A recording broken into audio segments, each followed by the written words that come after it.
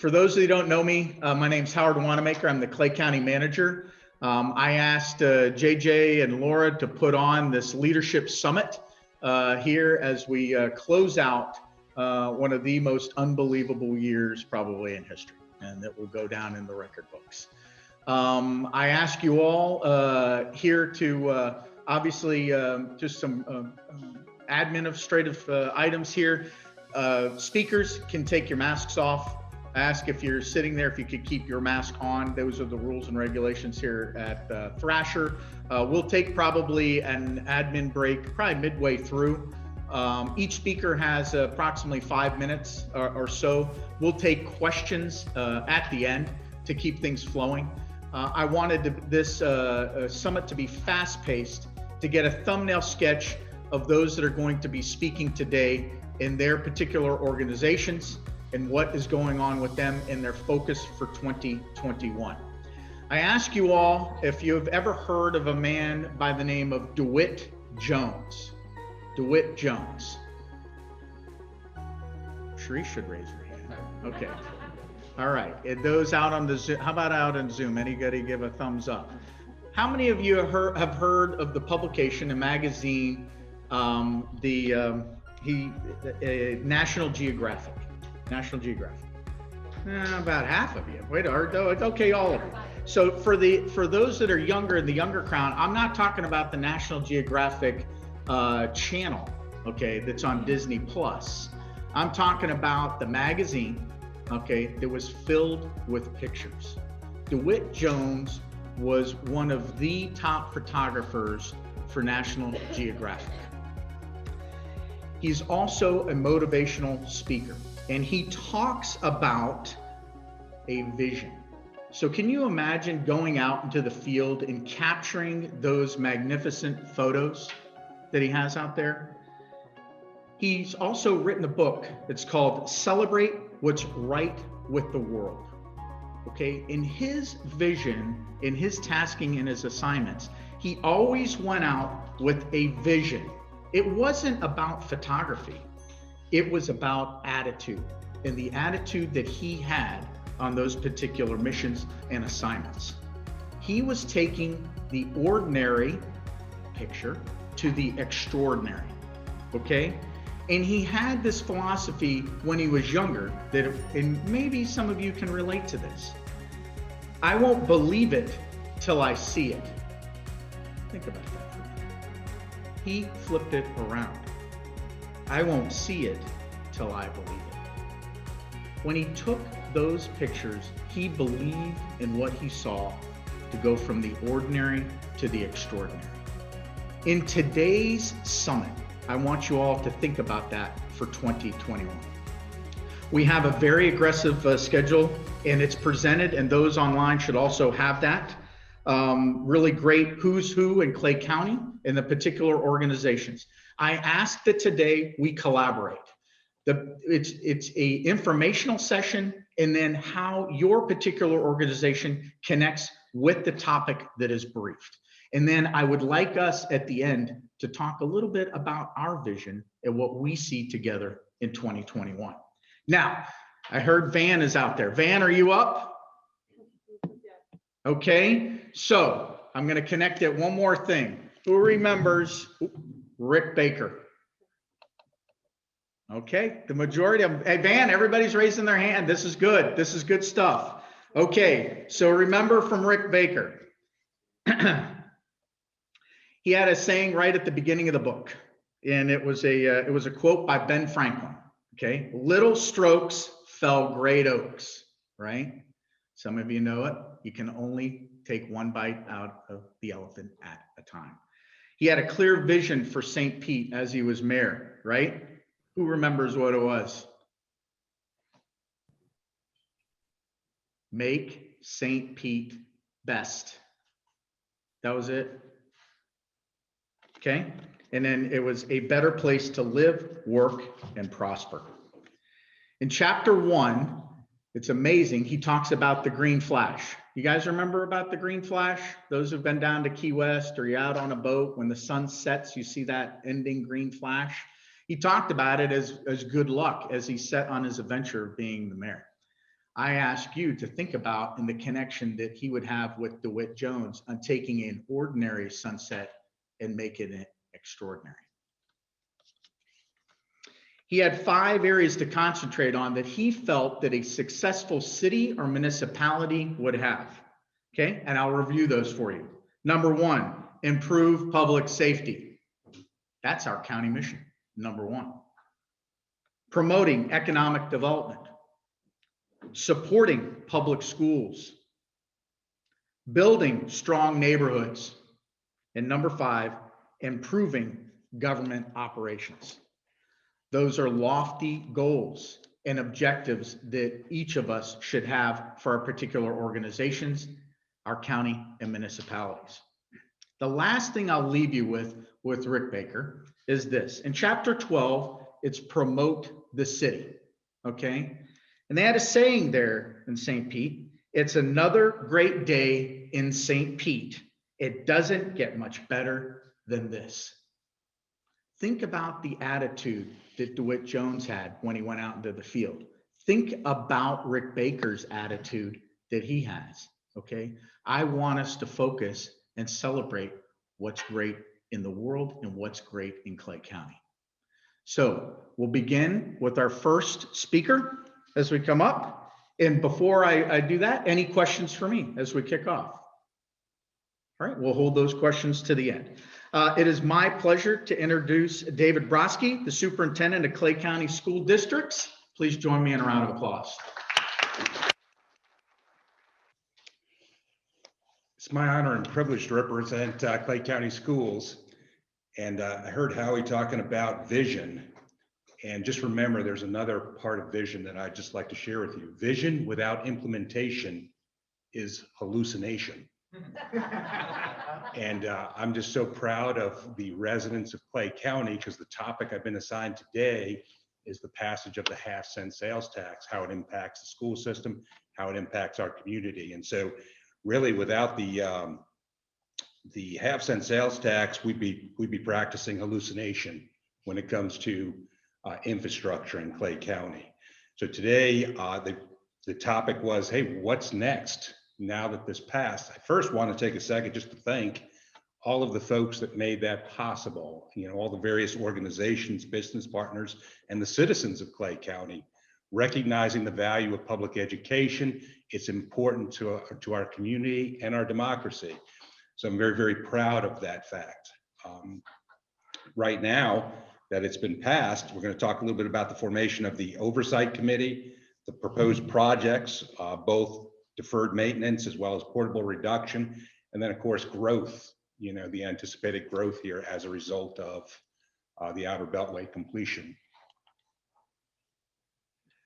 So a good question is the Oversight Committee. You know, much has been made of that, and I think one of the reasons why a half penny initiative is so challenging, especially in a COVID year, is because they want to make sure that the money is spent for the intended purpose.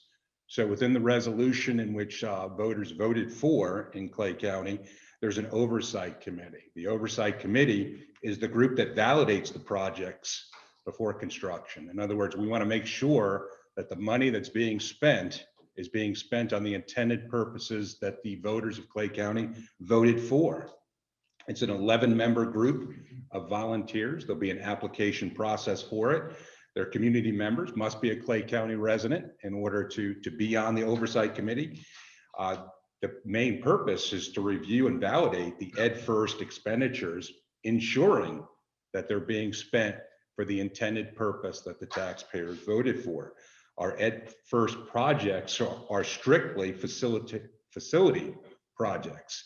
That money cannot be spent for any other purpose. You know, one of the things that amazed me was just going on to Facebook and seeing the thoughts that some individuals had as to the money and how the money would be spent. The money can only be spent on that. And the purpose of the committee is to ensure that, you know, transparency in this process is so vital. And so the intended purpose of the Oversight Committee is to produce more transparency. So what types of things would we be using that particular funds for? Well, we estimate that it's $13.5 million in revenue per year, which is a lot of money. It's a lot of money for every organization out there, and I recognize that. But to give you an idea of the costs involved in running a school district with 40,000 students, 53 facilities, it's a very big operation, very big budget. You know, as you know, the #1 employer in Clay County. One air conditioning unit. This is always amazing to me, and this will put it all in perspective to everybody. One major air conditioning unit, we're talking about a chiller, which is the thing about the size of a small room on the top of a gymnasium or a building that you see within our county, is roughly about $950,000. So now when you see and hear 13.5 million, and you think, okay, that's a lot, that's around 13, 14 air conditioning chillers on 53 campuses across the geography of it. So really it comes down to prioritizing those projects. So one of the things that we're in the process of doing now is indexing those projects as to which ones have the most priority and ranking them from 1 to 53 as far as each mechanical unit: air conditioning, electrical, plumbing, safety, security. All of those projects need to be indexed. So we had estimated that there's roughly about $300 million worth of maintenance, about $318 million in new growth, which would include the building of new schools here in the future. So you can see a list of proposed projects that are up there on the screen now. And one of the things that we know is coming to Clay County is growth. We see it all the time in Clay County. We're estimating roughly about 5,000 new students here in the next 7 years, particularly, and I know it's hard on a smaller map like that, particularly out in the Oak Leaf area is exploding, the Lake Asbury area, the Green Cove area. Pretty much everywhere that Outer Beltway goes, we'll see increased growth in our county. So that's where we're at right now. The school board will vote on the oversight committee at the February meeting, you know, the construction of that. While the half penny starts in January, it'll take a few months for it to get rolling, and really we're not anticipating much revenue until March, and then we'll start that whole process. There'll be quarterly reports that are issued to the public, as well as yearly presentations as to the projects that have been completed, proposed projects in the future. One of the challenges is not only the indexing of so many projects to prioritize them, but also ensuring equity across the district, right? Because you have various communities, you know, out there that we represent. And so it's a big challenge, but it's a great day for Clay County. You know, no more, now we can implement and not hallucinate, you know, as to the future of Clay County public schools. I thank you very much. It's my honor to be here today.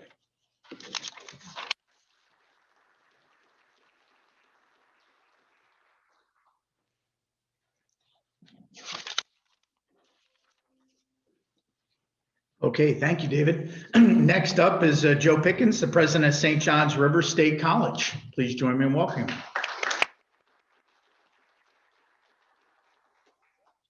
Good morning and welcome to the Thrasher Horn Center at St. John's River State College. George, I'm going to try to set a good example. I brought a timer up and I've set it for 5 minutes. Not so I'll stay at 5 minutes, but so I'll be aware of how much I'm going over. So I'm going to start with trying to see, okay, so we're going to talk about the future a lot, but let's talk about where we are now. And that is, first, we're not just your community college. And so when you're talking to an employer, prospective business coming in, and you can say more than just, yeah, we've got a community college just like everybody else. We have a state college. You have a state college because 10 years or so ago, somebody who was in the legislature at the time had the vision of changing our community college system into a state college system where we could offer bachelor's degrees on top of everything else that we already do. And that now has come to fruition. And so Besides being a state college, we're also an Aspen Award recipient consistently, placing us in the top 150 of the community colleges in the country. So you have more here as an asset than just a community college like everybody else has. You have a state college that's in the top 150 in the United States. So this is our mix. I'm going to talk mostly about workforce, but you do need to know that even after having bachelor's degrees and starting workforce programs, that fully 75% or more of our students are the traditional students, the same degree-seeking students that they were in 1960s and 70s and 80s, and that is getting an AA degree and hoping to move on to get a bachelor's degree, whether it's with us or UNF or UF or elsewhere. And our bachelor's degrees will never be more than 10% of our student population. And you can see right now that it's about 5%. And our workforce programs were 0 25 years ago before Anna Leavish came to the college. And now they're 13, and they probably will move up to 20% or so in the next decade. The Aspen Institute recognized us for a number of reasons, but this is the one that is the most important to me. Our students, remember, we're open access. We don't choose our students, students choose us. Our students that leave us with an AA degree and go on to a state university have, on average, a higher grade point average in their junior and senior years than those students that were hand selected by that institution as incoming freshmen. And that is the case not just with us, but with most of the state colleges in the state. Our students do better because they're better prepared, but they're also a little more mature when they start their university experience having come to us. So enough about us in general. Let's talk about workforce. Anna Leavish is here. I didn't know that she'd be here, but most of you know that she was with the college for almost 20 years combined and really started our workforce programs from scratch. And so when she took a job with Andre, it was a big task to replace her, but I was able to do so. And in fact, it took 2 men to replace one Anna Leavish. We did a nationwide search and we found Dr. David Campbell in Mississippi and Dr. Jay Patterson in Vermont. And the 2 of them combined have the daunting task of trying to replace or at least succeed Dr. Anna Leavish, and they're doing a fine job. They're both here in the room. I invite you to get to know them. I'm going to invite you to get to know them again at the end. And those of you watching on Zoom, I'm extending that same invitation to you. So a little bit about the past. Most of you remember, or at least you've heard of First Coast Technical College. At the time that we decided to make a difference, they had 25 AS degrees, 32 college credit certificate programs, and 5 post-secondary programs or certificates. That's a lot. That's how many they had in Clay County. Do we need to go back? 50-something existed. That's how many were in Clay County. And so we decided to do something about it, and with the help, especially of Senator Bradley, we obtained permission to take post-secondary vocational and technical programs away from First Coast Tech and absorb them into the college. And along with that came a $3 million reoccurring appropriation. So while we're not one of the colleges that received $40 million from Mackenzie Bezos recently, we are the college that has a $3 million reoccurring appropriation to fill this mission. And these are the things that we have started to do in Clay and Putnam counties to fulfill that mission. And you're going to see over the next 10 years, and that's really what I'm talking about, how this college is going to grow right along with Clay County and the development of the Outer Beltway. You're going to see, and here are some of the also the programs that we have, including specifically the cyber physical lab that, again, if you talk to Jay or talk to David, they'll be able to tell you about. Somebody's bound to show pictures of the Outer Beltway being constructed. Well, we are constructing things here, and you can't help but notice it when you come here. So this is the future, and the future is whatever you, as the employers in Clay County, say it needs to be. And so we're building buildings all over the place here in Clay County as a result of a $20 million investment that has occurred over the last 10 years here. St. John's River State College is poised to be whatever the college you need it to be.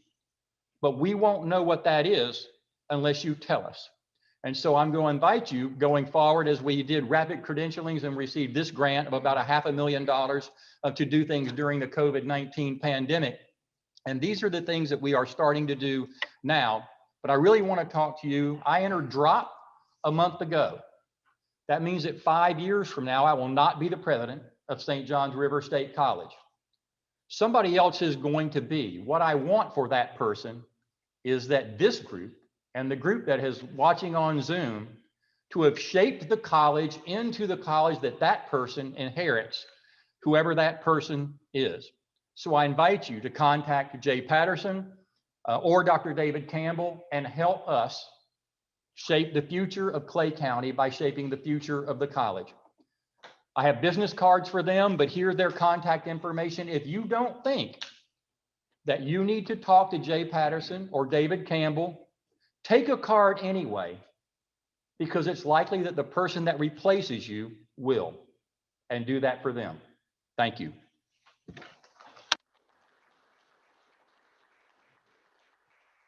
Okay, fantastic.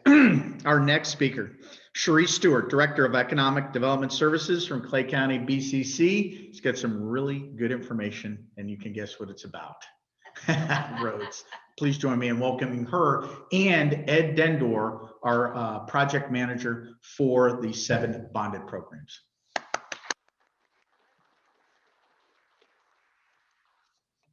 Thank you, Howard. Oh, I'm around him every day. If he has something, I probably have it as well. So. Probably same. Well, thank y'all for being here today. We're really excited about the elite group, honestly, that's here, because these guys are the movers and shakers, the who's who, as Howard called it earlier. So everybody in this room plays an important part of where we're going to be in the next 5, 10, 20 years. There's a lot of stuff going on in Clay County, a lot of exciting stuff, a lot of good stuff. One of those things is we've got a brand new website, like brand new, AKA Tuesday. So it's brand new, it's exciting. Today, I'm going to talk to you about road projects, but in doing that, we're going to kind of do a little tour through our website at the same time. So Ed, whom Howard has already introduced, is going to drive us through our website. So essentially claycountygov.com is where you can get there. What we'll do today is we'll go to our departments, and then Ed is going to pull up our first map, which is going to be our county road projects. This is a very, very busy map. So I've put 2, these maps that you see up on the easels are identical in the room. So you could go get a look at them as well. But the great thing about showing you how to get to our very interactive website is the fact that you can take time at your office and go look at specific things that you're looking for. So what you see up here today is our all county road maps. So it's all kinds of road work that we've got going on throughout the county. One of our goals in Clay County is to go from ordinary to extraordinary. And we can't do that if we're sitting in traffic all day. So one of our major issues, as you all know, is traffic for Clay County. So what we've done is we've been trying to prepare for the future, and we've been working on things concerning traffic, circulation, just movement throughout the county, also connectability to get more north-south roads and more east-west roads. Obviously, the First Coast Expressway is a total game changer, which you'll see on this map. It's actually purple in color. And then the interchanges are the little circles. So you'll see the 7 interchanges that are there. So just a real quick glance. Something that's important that Ed's putting up there currently is the legend that goes along with that map. There is a lot on there, okay? But essentially it's this.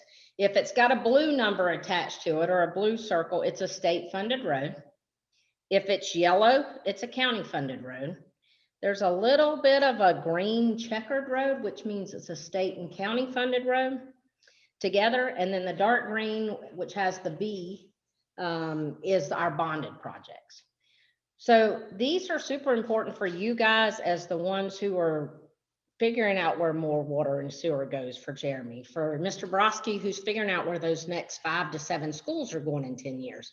You need to see what's going on with the roadway system. So this is a map we hope that you guys will use for whatever you're doing to try to push Clay County into the future. Also, just to talk about the legend real quickly, or the box, which I'm calling the legend. On that, you've got all these columns that tell you what you need to know. They tell you where the road is. They tell you who's funding it. They tell you how much it's costing to be funded. They tell you the completion date. They tell you maybe the start finish area, so you can know the areas to stay away from when you're driving around the county. So very useful tool. Take a look at it, especially as you're trying to build into the future. This is going to help answer a lot of questions for you. So let's, Ed, if you'll drive a little more and get us to our bonded road project. So again, very interactive, very user-friendly. There's just all kinds of cool stuff on this new website we have. So take a few minutes when you have some time and go check it out. So remember, Clay County in the next 20 years is projected to grow by about 100,000 people. That's a lot of folks. Everybody in this room has an important part of making that a successful transition through the years. So that's extremely important. As Mr. Broski talked about, a lot of your Lake Asbury area, your Green Cove area, some more in Oakleaf, that's our major areas of growth for the next 20 years. Essentially follows the First Coast Expressway. So what we've got here is our bonded road projects. You guys have probably seen this map or something very similar to it. What's interesting about what we've got up there now, it's got a start date, it's got the finish date, it's got the funding source or how much it's going to cost us, and it also has where exactly that that is going to be. So there's your bonding projects. Now, for our newest and coolest thing, Ed's going to take us to the dashboard. So this is Ed's baby. Remember, Ed is the project manager of our bonded road projects. He, in conjunction with WGI, with the Wantman Group, have worked to create this dashboard that we're hoping we can get to come up.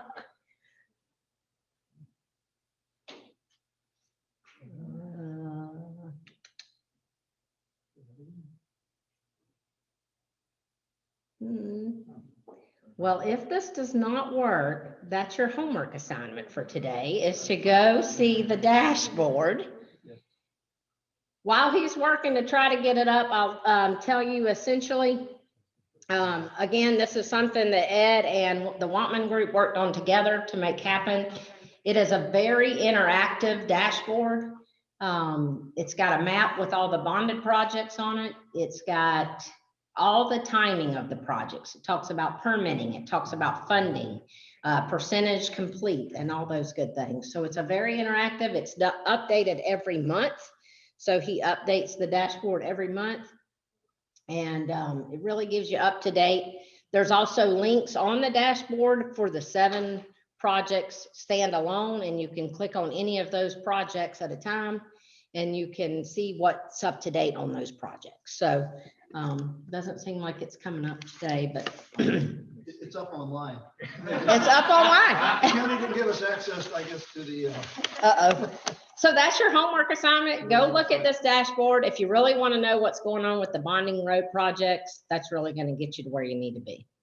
And please, at the end, take a look. If you've got questions about road projects, let us know. And we're looking forward to continue working with everybody. Thank you.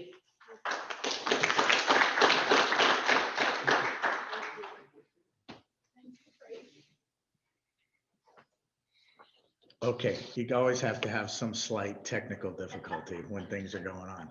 The dashboard, I'll just add to that, is a great resource to take a look at that progress on all 7 bonded roadway projects. And I can tell you, not only from the right-of-way acquisition to permits to cost, every detail is there, and it'll be updated monthly for you all on there. So thanks again. Sorry. For those that are online, you guys were lucky. You're not here.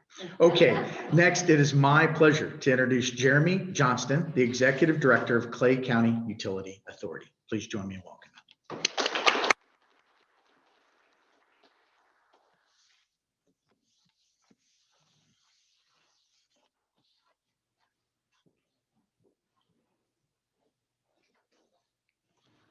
Good morning.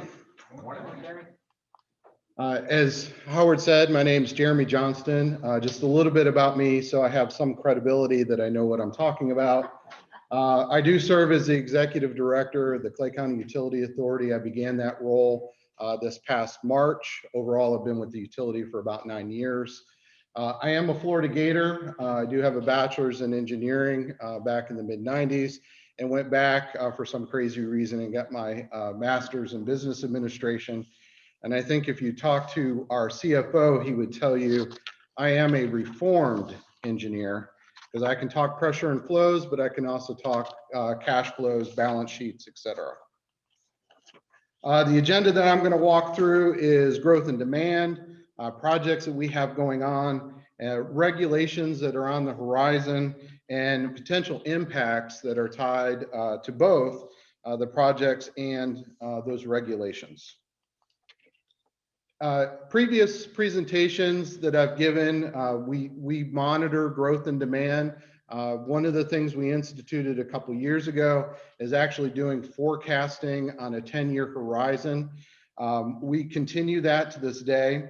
One of the initiatives that the board has put in front of me, or really I kind of put in front of myself as part of my own evaluation, is doing a long-term strategic plan this next year, or at least the framework. And that strategic plan is not only going to look at growth forecasts, look at our rates, the connection charges, the capital investments for new and replacement capital infrastructure, how we're going to finance that long term, our human resources that are going to be needed, the training that will be necessary, our information systems for good decision making on a day-to-day basis, but also transparency to the public stakeholders, efficiency in operations management, and obviously, and probably most importantly, levels of service to our customers. Some of the projects that we have going on, I highlighted here. Saratoga Springs is currently in the design process. That's a $9.3 million investment for us.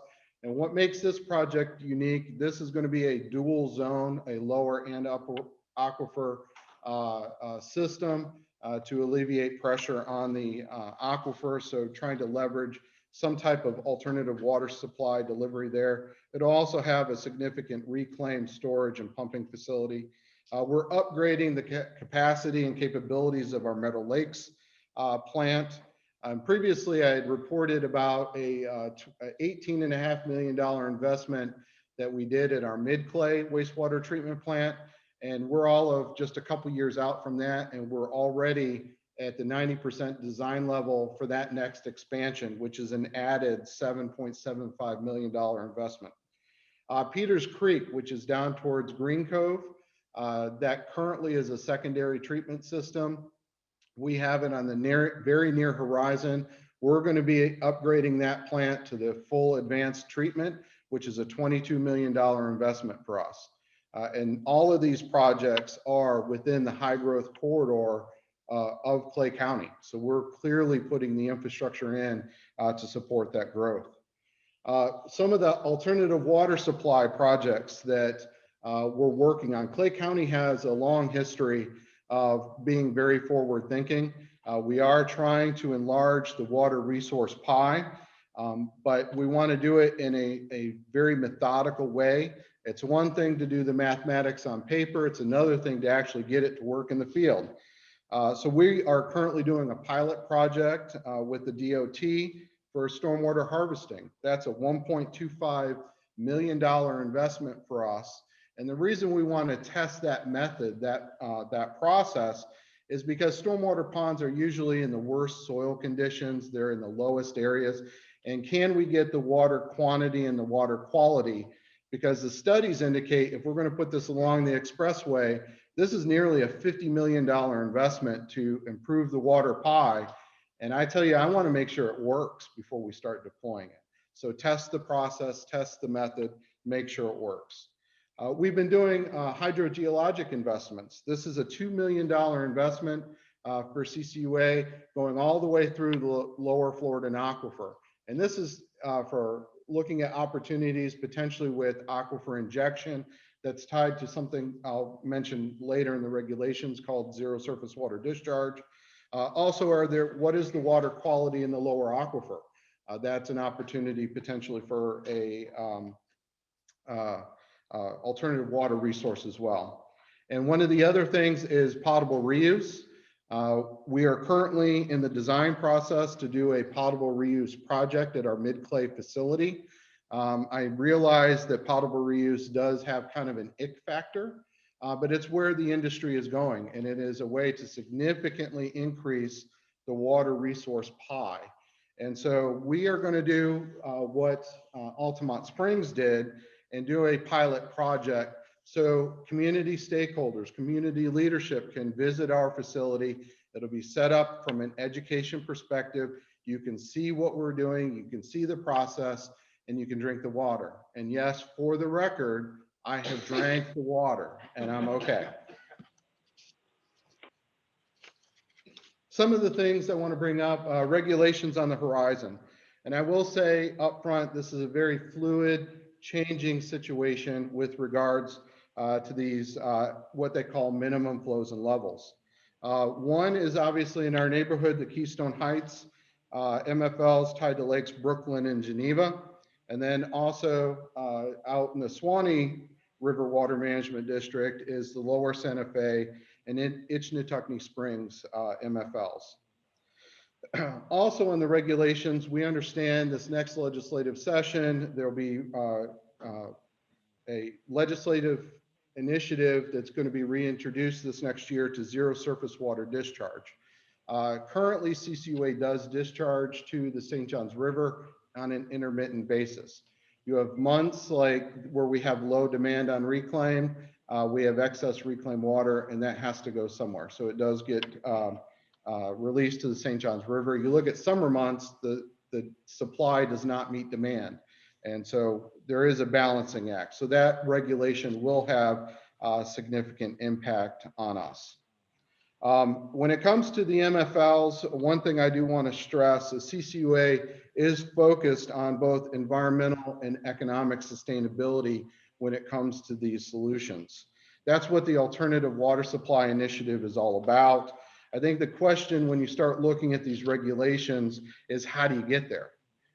Because each approach has its pros and cons, but they do have costs and benefits that I think have to be evaluated. Implications tied to the MFLs as well as a zero surface water discharge. One, there's going to be pressure to reduce demand. One answer to that is, changing the tiered rate structure to drive down demand. But all of us that have had economic backgrounds, there is that plasticity of demand. You change the price, you change the quantity demanded, and that could create additional issues. There could be additional pressure to move quicker to alternative water supplies. That's a big deal because our current strategy had been to phase it over time. The current MFLs would have us move to alternative water supplies to offset current water demands instead of just future water demands. Some of the implications currently at hand that we're working through is the uncertainty of the rulemaking as it's proposed. And obviously uncertainty is something we all struggle with because we're all trying to make big multi-million-dollar decisions, and to have uncertainty there, it leaves us in an unsure place. Time frames. When you look at some of these regulations, zero surface water discharge has a 6-year time frame that was proposed last year. We are urging our delegation to consider or hope to negotiate to probably a 10 to 12-year time frame on that, because we could get through growth, get to that, achieve that point if we could move to that time frame.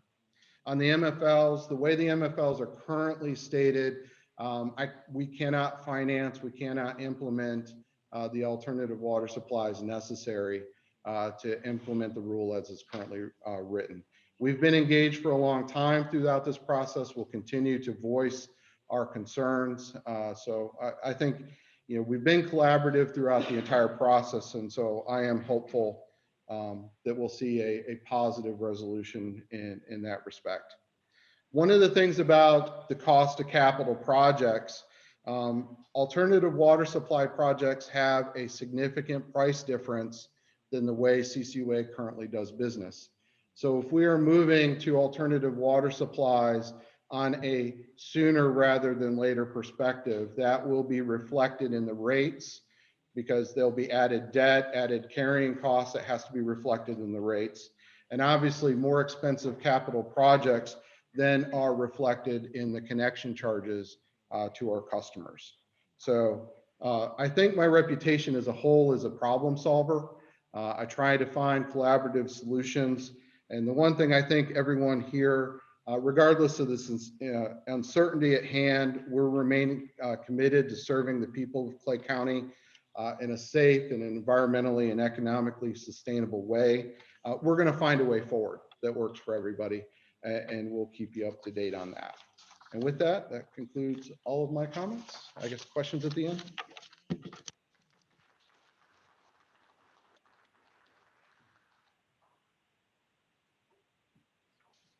Perfect. Everybody is really being expeditious, and I appreciate it. Lots of great information.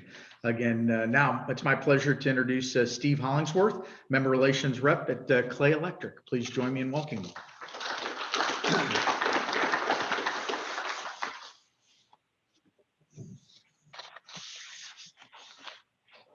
Thank you, Howard. Thanks for giving me the chance to come here. You won't have to worry about the time. You won't have to worry about, oh, it's up there. I was voluntold yesterday that I'd be making this appearance. So they sent me I got to review it this morning a little bit. Steve Hollingsworth with the Clay Electric Cooperative. We have 6 district offices. My office is at 734 Blanding. The Keystone, Derek Thomas is our chief, which I'm sure a lot of you know Derek, and it's just good to see everybody in person right now with everything that's going on. Public relations, I'm not saying it's shut down, but it's taken a hit also. So through the slideshow, we are member owned, not for profit, the local cooperative. It's not up here, but we gave back $12 million in March as part of your capital credits. The board decided a month or 2 ago to give back capital credits at this cycle, which we gave back another $12 million to our members. And that's going to take the place in March. Typically it's every March. So the December capital credits will be for next year's March. So we will not receive capital credits. So there's a couple of people in here I usually get with and give them a check. So it makes them pretty happy. So that's one of the positives of being with a cooperative. We have 184,000 members in Northeast Florida, 14 counties with over 13,000 miles of overhead distribution and transmission lines. We have over 400 employees employed. We have 6 district offices, which is Keystone Heights. That's also where we're headquarters at. They actually have a district office, and we have our headquarters there. Orange Park, Lake City, Gainesville, Salt Springs, and Palatka. Totals up to 184,000. We have a tradition of service excellence. Clay Electric consistently scores in the top 10% nationally, according to the JD Power Survey. Don't see if I saw it this year. We took a bump. We had some issues with some transmission lines, and we finished it up, I believe, in November of this year. So we had about 30 miles of transmission lines, and we had to replace, I think, 1,000 to 2,000 insulators. So hopefully that issue will be resolved. And it was about a $6 to $8 million project. The management team, Clay Electric has a management team with decades of experience, and they retire and they stay on. So I will say we do have some experience there with our management team. The board of directors, we have 9 board members, and they all have completed the National Rural Electric Cooperative Association's highest level of training and accreditation. It's a yearly conference they go to, and They do keep that certificates up. Our infrastructure planning overview, Clay Electric manages growth and infrastructure needs through 3 to 5 years construction and work maintenance plan. And typically that's when we do our maintenance. It's a 3 to 5 year cycle.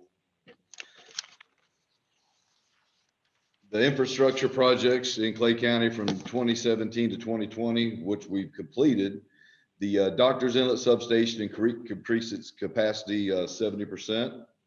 The Green Coast Springs sub was 35%. The Orange Park sub was increased by 105%. The Fleming Island substation increased the capacity by 77%. And the Ridgeview capacity off of Ridgeview that was over 300% that was increased. So I asked my boss, I said, look, I'm just a member relations representative. How does that work? And basically the upgrades within the substations itself with the transformers, the big green boxes you see inside our stations, they actually upgrade them, and that's how they can provide more electrical generation on that. And I believe, got a couple slides left. The projects for 2021 and 2022, the Russell substation increased capacity by 33%. That's there right at 209B and 209. The Blanding Boulevard south of the First Coast Expressway will be increasing the line capacity by 101%. County Road 218 north of the First Coast Expressway will be increasing the line capacity by 101%. Blanding Boulevard, Middleburg area, increasing line capacity by 77%.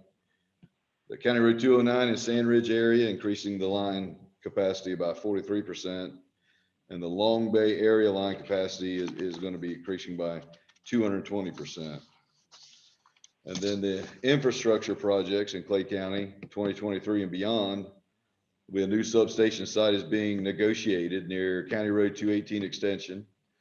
Currently owned land for 2 additional substations, which is Blanding Boulevard, South County Road 218. I believe that's going to be down there past 215 as it splits. And then Challenger Drive near Trail Ridge Road. As you're going out towards Jacksonville, there'd be about 10 acres out there that we're looking at. I think that's our, we're purchasing that. The construction of new tie lines are being negotiated along the future Feed Mill Road. That'll tie in the First Coast Expressway. And construction of new tie lines are being negotiated along the First Coast Expressway between Blanding Boulevard and State Road 16. So it's staying busy. We get a monthly report on how many new connects we get. And our district is between, I'd say 100 and 500 in the conventional homes.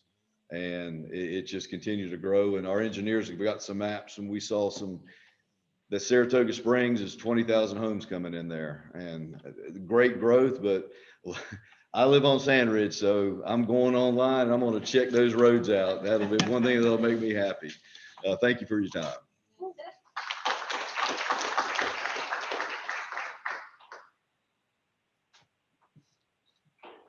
Great. Thank you, Steve. Lots of great things happening, and thank you for that presentation. I got a text back, and this is the time of technology, right? Maybe the video is a little shaky, though. Brian Weiss says that he's on his cell phone, so hopefully the video's steady in that. But anyhow, hang in there with us, and at least you guys can hear what we got going on and see the slides. Now it's my pleasure to introduce Sarah Campbell, Town Manager for the Town of Orange Park. Please join me in welcoming her.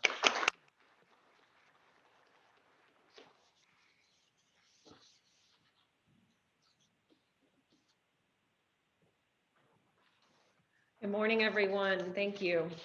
On behalf of the Orange Park Town Council, it's my great pleasure to speak with you this morning, give you some updates about what's happening in the town of Orange Park and where the future is, we think, for the town is very exciting. The 3 broad categories that I want to cover with you today are our stormwater management program, our grants, and our 20-year strategic visioning plan. But first, a quick snapshot of the town and where we are, what we're doing right now. The current fiscal year is just over a $22 million budget. We keep an operating reserves that's very healthy, about $6 million, which equates to 56% of our operating budget. Our employment is at 107 FTEs. That's 100 full-time employees and about 14 part-time. And those are spread over our 6 departments. Those are listed from largest to smallest: police, public works, fire, finance, economic and community development, and our legislative department. A little bit of information about the construction permit work that we do. For a small town that's built out, we're actually doing quite a bit of work. You can see that for this year, over $18 million worth of construction permits have been issued, and that's up over last year. Spoke with our permitting clerk yesterday. Just anecdotally, she mentioned that last year at this time we had issued 810 construction permits. This year we have issued 937 construction permits. So the building sector is definitely going strong in our area. Some late breaking news to mention to you: late last night, about 7:30, the town council filled the vacancy on our town council with Miss Virginia Hall. So we're very excited that she's going to be serving on our town council. Now, on to exciting things like stormwater management. We have really made this a priority of ours since Hurricane Irma, and it started with an assessment of our infrastructure and its conditions. What do we have and how does it work?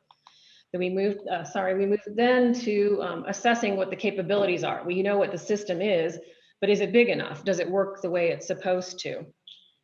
Following that, we identified the poor performing areas and started identifying the capital projects that we need to make the system work well, to prevent flooding in our community, to continue emergency access when we need it. This brings us to the phase we're in now, which is funding and construction, which is always the hard part, right?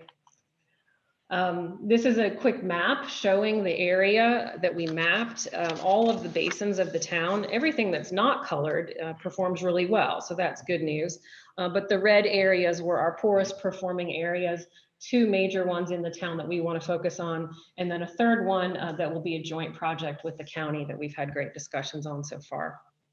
We distilled that down to 2 critical areas that we want to focus on, and those are along Dudley Branch and Johnson Slough, and then develop capital projects to identify how we're going to make those improvements: pond expansions, culvert replacements, elevating roadways. This will continue to provide access to our residents and our businesses when we have these major storm events. The money isn't in the bank, though. These are very expensive projects. It's about $8.5 million worth of stormwater improvements. We have a very robust grants program, which is what I'm going to tie into now. The town's grant program began last year as a 3-year partnership with local firm Grant Development and Management. They conduct a needs assessment of our town on an annual basis to determine where the gaps are. We've applied for a number of grants, and the highlights, 3 that I'll mention briefly: a $40,000 grant from the state of Florida for our 20-year visioning project.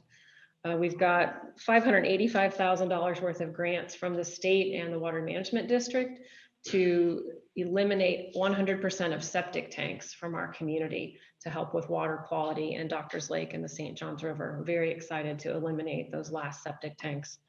And a $3.1 million grant to purchase homes in the floodway that have recurring flood issues. That's also a very exciting project. So right now we've got $3.8 million worth of grants awarded and another $17 million pending. As a small town, that's what we have to do. You can see this is the full list of our little $4 million could be leveraged into $25 million worth of projects in the town. Fingers crossed that many of these projects are going to come through, including all of that stormwater work. I'm very excited about that. But this is the best, the save the best for last. Our strategic visioning plan. We just completed this year-long visioning process. We hired the Haskell Group to partner with us on this. They brought a great team, including Acuity Design Group and Vroom Planning. And even though the pandemic shifted things, we had a very robust community engagement over a 12-month period to develop the future vision for the town of Orange Park. The major theme that we came away with was reimagine. These were words and cues that came up over and over again about reinventing and reimagining what the town of Orange Park can be for itself and really for Clay County as a whole. I know everybody's attention is so focused on the First Coast Expressway and the tremendous asset that that's going to be to our community. But what can Orange Park be for Clay County? Can we be the riverside of Clay County? Can we prevent Clay County dollars from traveling to Jacksonville for food and entertainment and shopping? Things that we'd like to capture and keep here. Those were distilled into 6 areas or themes: reconnect, rediscover, restore, redevelop, reinvest, and retain. And broadly, those are covered under 5 categories of implementation, which is where we're at now. And utilizing the current town council, our staff, our committees and boards to focus on these 5 areas of communication and branding, maintenance and upkeep, a real master plan, which stands for recreation, environment, entertainment, and leisure, transportation and mobility, and redevelopment. And I would say specifically on the last 2, on transportation and mobility and redevelopment, these are areas where we need everyone's help, everyone in this room, to be a part of those conversations, to understand what our goals are, and to be our allies as we move forward with state and other local partners to make this happen. We've been given some great implementation tools of intensive maps showing ideas, concepts, input, comments, areas that need improvement. And more importantly, I think, are the images that we're left with. These images are absolutely breathtaking. And I think they do convey what Mr. Wanamaker mentioned before, having this vision and setting our sights on something bigger than ourselves that we want to work toward. And all of these that I will show you were done by Chris Flagg. He is a member of the Haskell team. He was our project manager and he's a landscape architect by trade, but he's also an incredible watercolor artist. So imagine that this is the corner of Park Avenue and Kingsley in Orange Park. Beautiful town hall center, pedestrian friendly, visibly appealing to those that 80,000 vehicles that travel down Park Avenue every day. Imagine a sense of place you would feel if you drove into the town and were welcomed by sculpture and signage that looked like this. Imagine if River Road was a sculpture walk with pedestrian friendly pathways and bicycle lanes, pavement markings, and areas of interest. Imagine if Kingsley East was a terraced landscape overlook on the river where people could really enjoy the natural beauty that surrounds the town. Imagine Kingsley Avenue redeveloped with activator sites that had a sidewalk cafe feel. Or Bradley Park, conservation area, redeveloped with walkways, conservation overlooks, nature center, and viewing gazebos.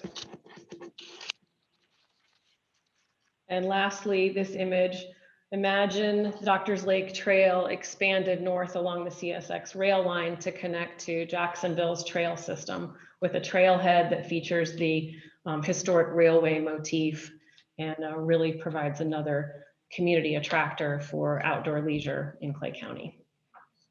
That's all I have for you this morning. Thank you for your time.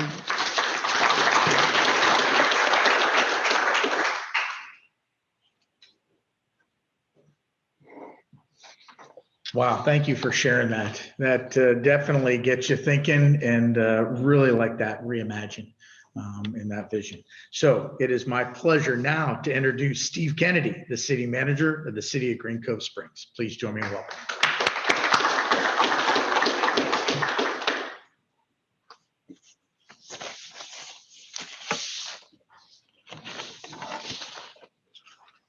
Thank you, Howard and JJ. First comment I wanted to do is how strategically you put the thorn between the 2 roses of the city managers, town managers that we have here in Clay.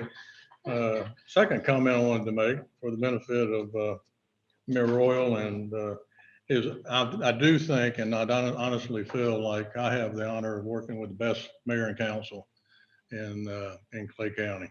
From my time of being here, they've been receptive to things. They're open to doing a lot of new ideas and engaging where they need to engage. And so I look forward to our continued work, and as well as some of the things we're talking about.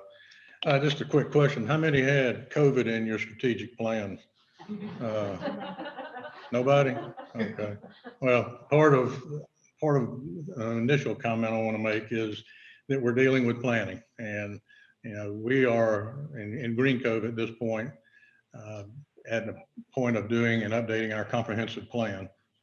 Those of you in government and cities, you know what that is. It's basically our statutory requirement that the state has for us. You have to do it every 7 years. You can do it more frequently, but we're coming up on our opportunity and requirement to do that. We're doing we want to combine three things into our comp plan related to the planning. And one of them is the a Vision 2025, which is a plan we already have in place now. It was done back in 2018. We're going to be updating that. So we're going to put those two together, and we're going to add a third. One of the things that we had put forth was to do a downtown redevelopment plan for the city of Green Cove Springs. And when we select our contractor or consultant to help us in January, or well, we get responses back in January, probably by the end of the first quarter, we'll have all those three in a scope that we will be able to, the product that we have once we're done with that will be a lot more conclusive. We want to make sure that when we're doing our downtown redevelopment, when we're doing our visioning, that they all fit and tie together with the comp plan. The couple of things we're doing relative to planning, we're continually looking at code updates, making sure that our building codes and our other ordinances support what we're looking to do, and that is to welcome development and making sure that when we are looked at or considered, that people will go, they're ready for business, and that's what we're wanting to do. Another thing relative to Jeremy and the Clay presentation is we're needing to make sure that our utility rate design is conducive to development. We can't sit back and just say, well, here's what it is. You can come if you want to. We need to make sure that we're planning ahead and making sure that we are, if somebody comes in at this level, that we've got a rate that fits them, that not only serves them well, but it serves us well. So that's just another part of some of our planning. Financially, the city's in good shape. This past cycle we went through, the real property value went up 10.11% for the city. And since my coming on board, it's been going up each year. So that's a good sign. And I think everyone realizes that it's where it's coming from. We did not have a millage rate increase this year. Our level of service maintained the same. And our utilities, which I'll run into in a second, are in good solid shape. And we have matched some of our planning and redesigned, redirected, if you will, some of our focus in our utilities to match what we're coming across. With the utilities, we've done some, as has been mentioned, some system hardening for not only weather related, but also to make sure we can serve the loads. The worst thing you want to do is sit down at a table with a prospect and they ask for a certain load and you go, well, it'll take us about 2 years to do that. So what we're looking and what we're doing presently is evaluating where we are, what our capacities are, and we've redirected some of our CIP money that will allow us to improve some significant deliveries of capacity. I want to make sure too that we're adding capacity with our wastewater and water treatment plant. We've increased the capacity of our Chapman substation to about 50%, which gives us significant growth potential. We've had some development that's been taking place over this past year and moving into the first quarter. Pegasus did an expansion out at their location. at the airport, and we were able to address all of those, as well as combine some of the expenditures to accomplish some of the First Coast Expressway growth that came from that. Mobro expansion, we're serving them some additional capacity with water and wastewater. We've got interest in a annexation and a development south of town, residential, that would be a significant growth spurt. We have the potential, or proposed, excuse me, a St. Vincent facility on 17 that would bring a medical facility to our area. We have a great deal, almost an explosion of infill, residential infill in the area. If there's a parcel within the city that you can build a house on, there are developers around that are doing that, and they're picking them up and building affordable housing, which is yet another part of what we're looking at. Probably the most significant development that we've had is the Dunkin' Donut. I know all the other cities had one. We got ours, but everyone is enjoying that, judging by the lines that are there every morning when I go to work. Back to the utilities just for a second. If you're not prepared, you're not going to be ready and comfortable to sit down and talk with the prospects. And we've been in a conversation with a light manufacturing operation that we were able comfortably with what we have been doing to say, yes, we can serve your load without any problem reservation. So as we are looking at it, that's the focus we took.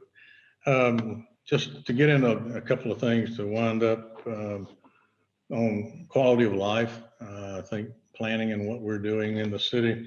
One of the things that I think we all hear in our government functions is communication, transparency. You have an item you've talked about for 9 months and you get ready to vote, and 30 people come out and say, well, when was this talked about? Why are you just doing this? You're throwing, pushing it down our throats, and which isn't the case. But a couple of things that we're doing is a program we call Convo Around the Cove. I don't know if any of you have participated by listening to that, but our PIO came up and with an idea that we put forth voluntarily and ahead of the schedule different topics, and there's a more involved discussion. She does the interview, and it's either myself or a council member or department head, and we get a little more detail about it. So if somebody wants to know, instead of coming to council meeting, they can go to that site, and it's on our website, and listen to a lot of that. Another point that we're just back in November, started a program called Text My Gov. It is a program, but you can use that. It's for communication with the citizens, for them to communicate to you about issues they have, as well as for you to provide updates on various topics. You can do weather, transportation, any sort of power outages, anything that we want to exchange information with them. And since the 23rd, we've gotten over 500 people out of our population to sign up to participate. So we feel like that's a good step towards our transparency and communication. And then one point that the council approved this end of this year was a Citizens Advisory Committee. And I know there's different iterations of that, but one of the benefits to this is it spreads the input of information and decision-making to more people in the community. And you get a cross-section of the community. You develop ambassadors. Once an item comes forward and it's discussed and recommendations are made, you've got 20 or 30 people that know about the topic and know about the issue. And if they're out and about in their community and their networks, they would be able to clear up information that's not correct. Another part of quality of life, and if you look at all the strengths and weaknesses of visioning and all that, crime, and I heard it mentioned earlier, public safety was one of Rick Scott's points, that crime and public safety is one of the priorities and one of the things that we've started doing. Nothing exotic. people are doing it, but using license plate readers. And I'm one of those that I have no problem with getting a reputation. If you're going to think about doing something that's of a criminal nature, there, don't come to Clay County, don't come to Green Cove Spring. If it's on that system, in that system, and you come through, we're going to stop you, and you're going to have to take your stuff somewhere else. So that's another of working towards our plans for quality of life. We recently put Wi-Fi in Spring Park. If you come down there, you have free access. That is just another part of us trying to get more people to feel more comfortable and enjoy the facilities that we have. Just two quick things, and then I'm probably getting close. Food pantry update. One of the CARES Act projects we did, which we're proud of, county I think shares that as well, was to expand the food pantry in Green Cove. Based on all that we did, it probably expands it about 50%, gives them about half again as much space. And through the county manager, his team, and Troy, they were able to get them some additional grants. Mayor Royal worked on some of that to get them equipment so they could have more commercial refrigeration items. So hopefully Monday, they're going to start moving back to their site, which would have been completed. So that'll enable us to have yet another resource. And then finally, the Augusta Savage Mentoring Center. I wanted to thank Mr. Commissioner, Chairman Sella, and some of the other folks and Howard are working towards participating with us on that program of putting in a mentoring center at the old Augusta Savage site. It will be for funding supplied by the county. The city had some. And we also are working, or will be working with some of the school board folks to help us with some of the curriculum and some of the programs. Got more, but I don't want to push the limit too much. My last commercial has come to the Parade of Trees in Spring Park. If you haven't been down there and ridden by or walked through, it's gorgeous at night. It's gorgeous during the day, but it's really gorgeous with all the lights and the trees there. Thanks again for the opportunity to speak.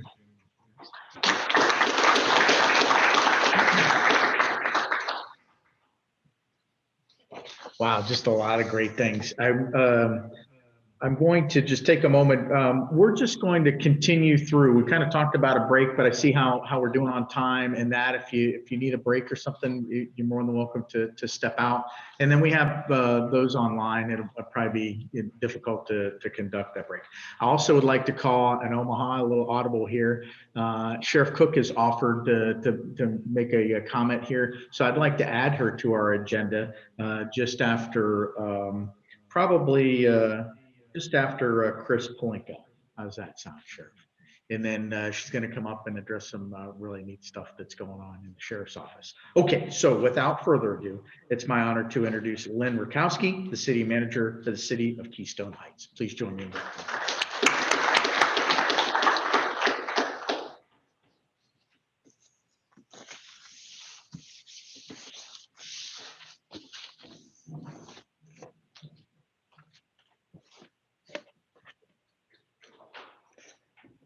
Good morning, everybody. So I'm told that I have a tendency to ramble and I talk really fast, so I have a script. So hopefully this will stick to about 10-15 minutes or so. My name is Lynn Rakowski. I'm the city manager for the city of Keystone Heights. I was appointed June 1st to be the city manager after about serving 8.5 years for the city of Keystone Heights. I have the pleasure of working with Mayor Karen Lake and the rest of our city council, and I look forward to a long venture as we move through the next couple of years here. I want to just take a minute to talk about what Keystone Heights was. Keystone Heights was established in 1925. We're coming up on our centennial, and we're extremely excited about that. We truly are the Lake region. Our approximate 1 square mile was known for its charm and the ability to provide a fantastic place for much needed R&R. Over the years, the city of Keystone Heights transitioned from a weekend getaway to our bedroom community. Let's talk a little bit about what's going on today. This past summer, FDOT started the resurfacing project for State Road 21. This starts at the north end of our city limits and goes through the county line. As this, I apologize.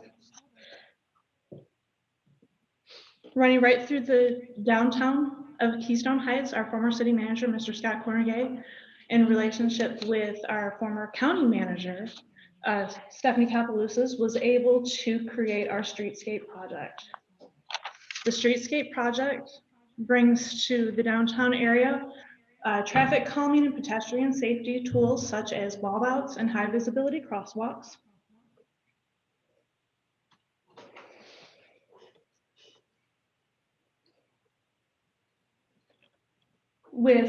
In conjunction with the decorative lighting and the landscape, this will truly be a facelift for the city of Keystone Heights.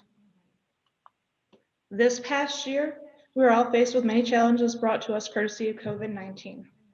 This pandemic opened our eyes for the needs of the community and allowed us opportunities to develop creative solutions. As schools transitioned to distance learning and we were under the stay-at-home order, we recognized the need within the greater Keystone area for a stable internet. The Clay County schools offer temporary hotspot locations strategically placed around the community, and one of those spots was the Keystone Beach. Today, with funding provided through the CARES Act, the city offers a filtered, seamless Wi-Fi zone that expands from the library behind City Hall through the park at Keystone Beach and across the street to the natural park. Those locations, as well as our Sunrise Park, are equipped with powered picnic tables. Each table has two 110 outlets, providing a place to charge your device while working remotely or practicing distance learning. Another challenge that we were faced was food distribution. It was recognized early on the financial impact that this would have in our community. Our local pantry was just not large enough to handle this increase in need. An outside group quickly organized food distribution site at Keystone Beach, utilizing the pavilion as a staging facility. Lack of cold storage and being in an environment that was not climate controlled quickly became an obstacle that we were faced with. Again, with fundings provided through the CARES Act, the city was able to renovate the pavilion, providing an enclosed climate-controlled space equipped with walk-in refrigeration and freezer storage. During the times when a secondary food distribution location is not needed, this facility will serve as a location to house workshops and seminars in partnership with our local organizations as well as Clay County libraries. I am pleased to announce that Monday we will be ready to receive our final inspection for our certificate of occupancy. Who knew that we could get this accomplished in 5 short months? Supporting our vision to move forward with ecotourism, come the spring of 2021, the city will be opening a kayak launch located into Lake Geneva. This launch will be accessed through Keystone Beach. Continuing with our vision for ecotourism, in 2019, with the support of our Rotary Club, we were able to complete phase 1 of our newly acquired trailhead. This includes a bike rack and a self-repair station. Construction for phase 2 will begin in the summer of 2021. With funding obtained through Clay County and a matching RTP grant, we will be able to provide parking to us for a safe place to enter and exit the trail.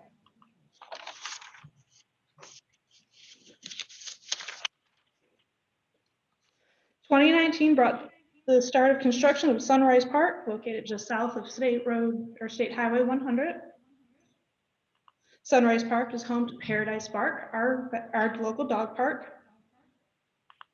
2021 will bring construction of our new pickleball court, which will also be located at Sunrise Park. That's what's happening now. There's a lot that's going on in our small city of Keystone Heights, with it being just 1 square mile. It's a busy time for us, and we're excited to see what the future is going to bring. The water project is slated to start construction in the fall of 2021 with completion of 2023. This project will bring up to 7 million gallons of water into our lakes per day.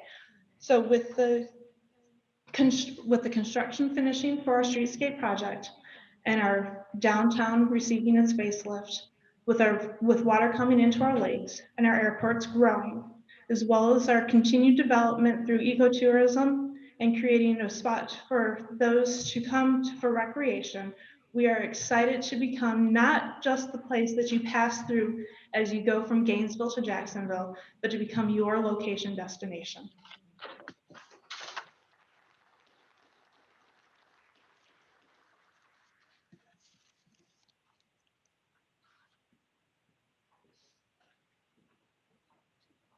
Okay, Lynn, thank you. Great, great stuff happening in Keystone Heights.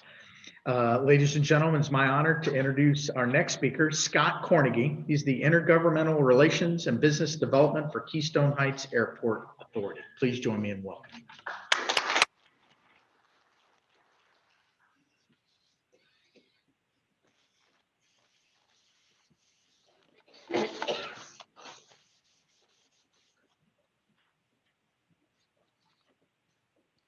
Thank you, Howard. I'll tell you, it sure is good to be back here among old friends and colleagues after taking a few months off. And I just want to let each of you know that I've missed you and been looking forward to this day since I found out that I was invited to speak. So what I'd like to do now is as most of you know, I'm the former city manager in Keystone Heights and had worked closely with the airport in that capacity. So it was a natural fit for me to move over onto the airport authority, where we're doing great things and we're on the verge of some really exciting things happening at the airport. So let's go ahead and take a look. First of all, some administrative information. The Keystone Airport Authority is made up of 7 board members. And also there is one non-voting board member, which is the city manager of the city of Keystone Heights, Lynn Rakowski. These seats are geographically defined. The city of Keystone Heights holds 4 seats. There's 1 Clay County seat, 1 Bradford County seat, and 1 seat for a member from Camp Blanding Joint Training Facility. These seats were created, or this authority was created in 1990 by the city of Keystone Heights City Council, and it is set up as a special dependent district.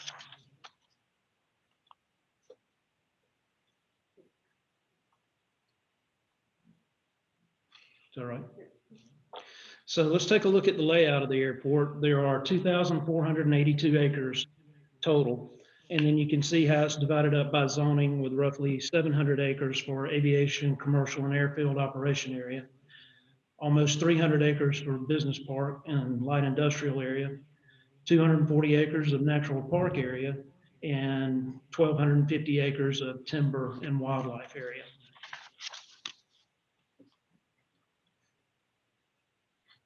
A lot of people don't realize this or don't think about it. Keystone Heights Airport is the only general aviation airport in Clay or Bradford County. Currently, we have about 75 aircraft based at the airport. And also we have 3 flight schools operating out of the airfield. There are A&P mechanics on the field, airframe and power plant mechanics. The airport is also designated as a military drop zone for parachute and ground support training. In a non-COVID year, we typically see somewhere between 10 and 20 military units per year come in from all over the USA.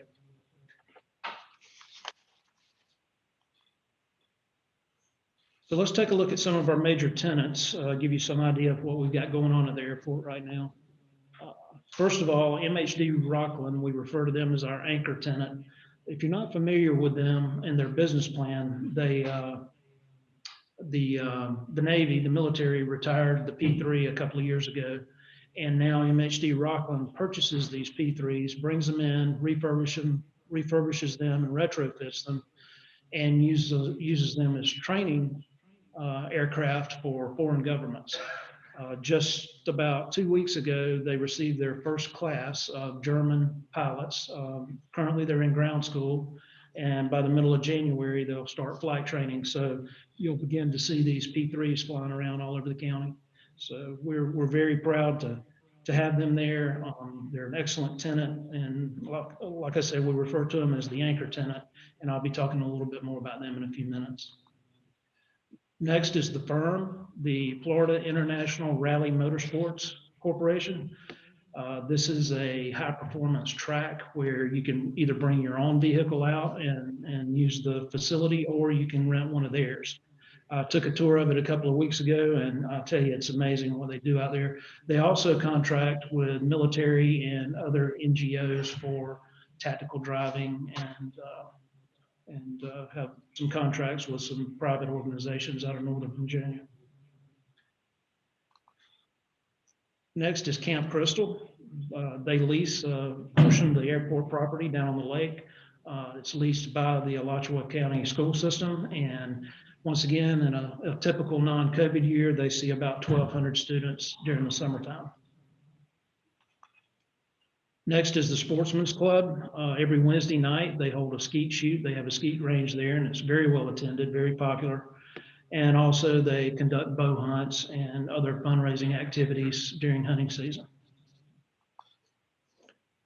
Also, the Keystone Cloudbusters.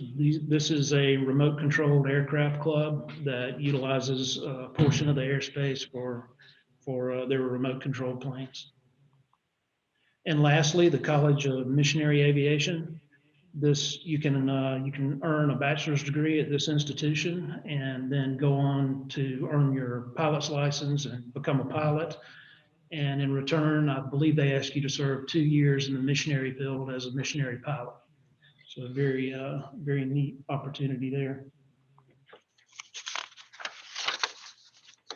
So I want to take a look at the projects that were completed since 2010. Over the last 10 years, $3.5 million has been spent on various projects. There was a runway rehabilitation project, beacon tower, new beacon tower, an apron rehabilitation, runway lighting and striping, airport master plan and layout plan, an all-weather operating system upgrade, AWAS. If you don't know this, all the media outlets in Jacksonville and Gainesville, when they report the weather in Keystone Heights, temperature and so forth, that's where they get their information from, is this AWAS that we have at the airport. And then also an 8-inch fire main extension. So I showed you that to show you this. In 1 year, fiscal year 1920, almost $6.5 million was spent on infrastructure, safety, and airport improvements. So you're looking at $3.5 million over a 10-year period, and then $6.5 million in 1 year. Now, a large part of that $6.5 million was the taxiway rehabilitation project, which was completed back in March of this year. That included the relocation of the fueling area, which provided for improved aircraft traffic flow, and also new hole pads at the ends of the runway. And something where, oh, slides got out of order. So this $2.3 million DEO grant was applied for by Bradford County and was received in 2018. And I know the map is hard to see, but what it provides for is an additional entrance off Highway 100 into the airport property. Currently, there's only one way in and one way out. What this will do is allow an additional road on the airport property that will connect the two access roads off 100, thereby opening up all that frontage on 100 for development, which is a huge opportunity for us. And then also the access road goes into the location where MHD Rockland is going to build a $26 million facility that they acquired funding from Space Florida to build, to expand their operation.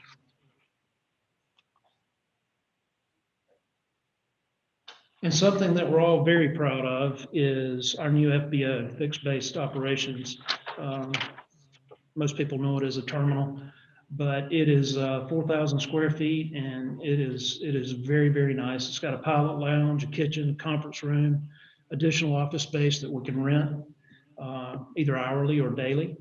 And it also has after-hour access for pilots that come in and need to use the facilities or file fight plans or rest or whatever the case may be. But I would encourage everyone to come out and take a look, and we'll give you a look around. Another $750,000 was spent on an 80 by 80 hangar, a bulk storage hangar. This hangar was leased before we ever got our CO. So this goes to the demand, and I hope Jeremy is paying attention, because he should be seeing dollar signs once we get water and sewer out there, which we'll talk about in a little bit. So that's where we are, where we've been and where we are. Now we're going to take a, did it turn out well? Did it? We'll take a look at where we're headed. Now, I know this slide's a little bit busy, but if you'll just take a look at the wheel, I mentioned the $2.3 million DEO grant that was awarded in 2018 to improve access and open up the frontage on 100. Then the FDOT improvements to support the growth with additional turn lanes off 100 and other improvements to the roadway that'll lead to a safer ingress and egress onto the airport property. And then the economic impact on the lake region in general is going to be significant when we start, when the new development comes and the growth comes out there, not to mention the benefit to Bradford County and their Ready community. It'll also impact the city of Keystone Heights. Our downtown businesses will benefit from this new growth. And of course, real estate and jobs should also see a boost with people moving down here to work and having to find a place to live.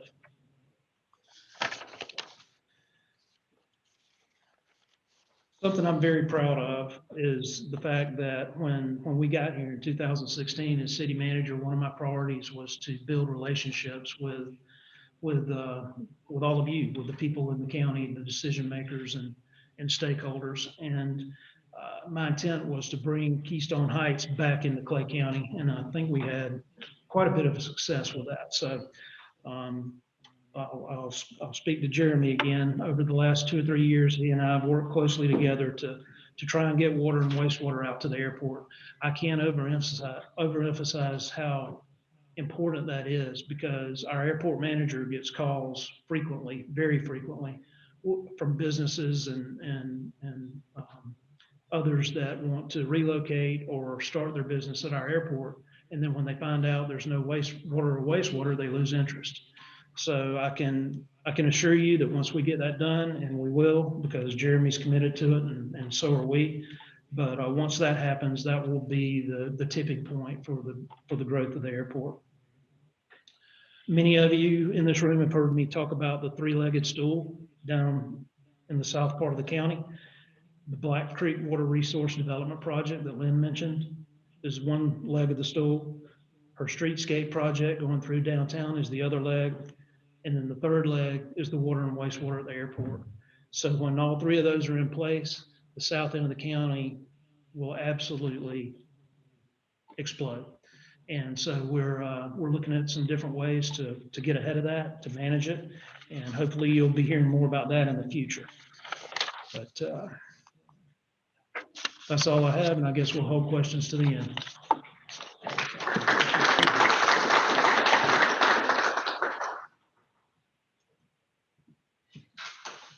All right, fantastic.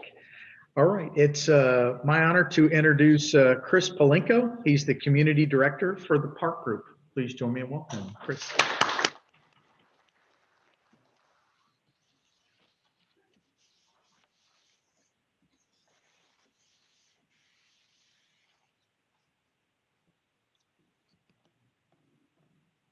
Thank you, and thank you all for the opportunity to come speak to you guys. As Howard mentioned, I'm with the Park Group. We develop master plan communities. We really focus on lifestyle in our communities. We want to build really neat places that serve our residents, that are amenitized, that have all the services that someone needs in their place. And truly the decision to buy a house becomes secondary. We want them to, focus on the community first. Right now, we're really in St. Johns and Duval County.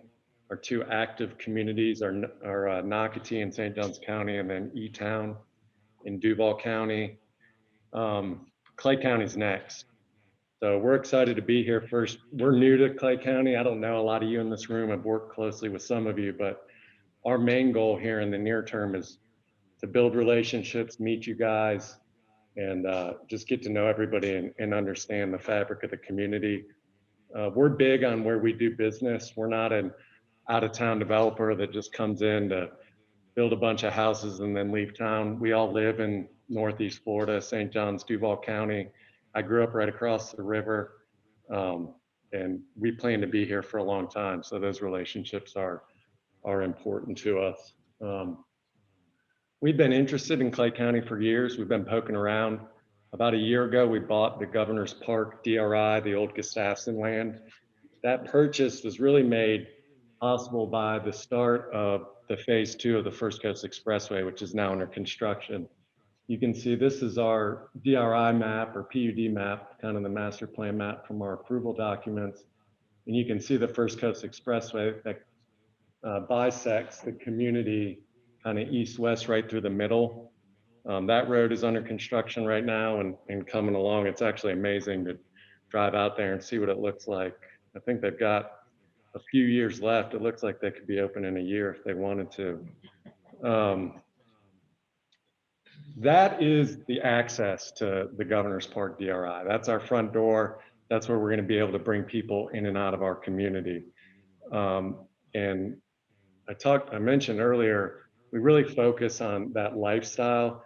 To create that lifestyle, we know you got to have the infrastructure in place early to show the future residents what the community will become. And that's a big investment in roads, infrastructure, amenities, trails, working with the school district to make sure that schools will be there on time. That's probably the #1 amenity to families is strong school system. And one of the reasons we've been interested in Clay County is because of the strength of the schools. So we want to continue to support that. But obviously, to support that infrastructure investment, once we get started, we have to have a high velocity of sales. So our goal, when any community we're in, is to have housing from entry level up to, luxury housing and be in every segment in between so we can bring as many people in as possible. And to make that happen, we really need the road open, which is our front door and allows us to get people into the community. So right now we're working, continuing to plan, look to the future, tweak our plan, and that'll continue to tweak and kind of change with demand and what's going on in the county. But we really will get started in earnest as the First Coast Expressway river crossing, known as phase 3, really nears completion. So we've got some time before we've got shovels in the ground, but we are really excited about this opportunity. We're excited about Clay County. We want to be here in the community for a long time to come. And we really appreciate the opportunity to come tell you what we're doing and look forward to meeting all you guys. Thank you.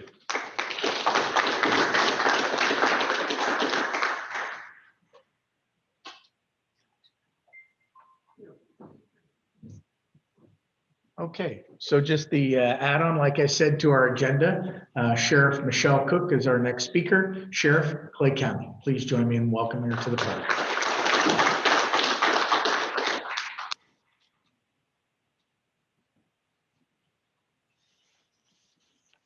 I got my PowerPoint right here.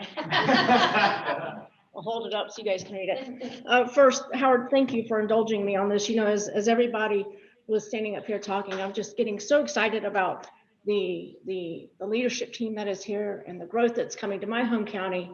And it's just an amazing energy and group of people. And somebody mentioned real-time crime center or LPRs. And so I wanted to share with the group just real quickly what's happening with the Clay County Sheriff's Office, because we want to be a part of this vision. We want to be a part of this plan. I want to be involved.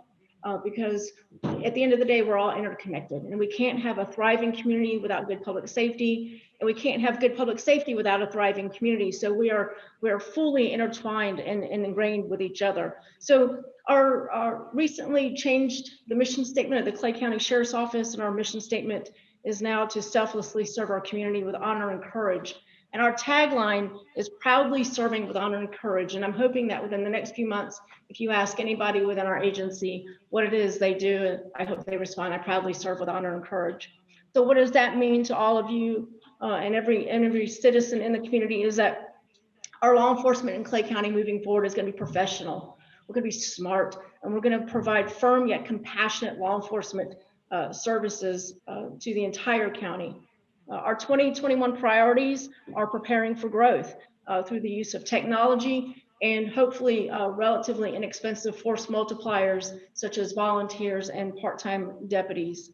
Our second priority is to build and maintain genuine relationships, not only with our community, but also our businesses and with our local city governments. So all of you here that represent local city governments, you will start seeing a green uniform at your meetings, at your town halls, because we are a part of a bigger community, and we recognize that. So we're not there to spy on you or try to get anybody in trouble, but we are there to be a part of the conversation because we want to serve you. Our third priority is to protect our community, especially our most vulnerable populations, the kids, the elderly. And with that, we're going to expand our Internet Crimes Against Children's unit. I've reconstituted a fugitive unit because only, interestingly enough, a very small number of people commit most of the crime. And so we're going to be holding those folks accountable. We have a great partnership with our school board police and Mr. Broski here that was tested this week, but we came out on the other end of it a lot better, but committed to the partnerships and committed to protecting this community, especially our most vulnerable. Just as a point of reference, we cover about 600 square miles, including the waterways. We have about, we process about 225,000 calls for police service a year, and we house on average daily about 450 inmates.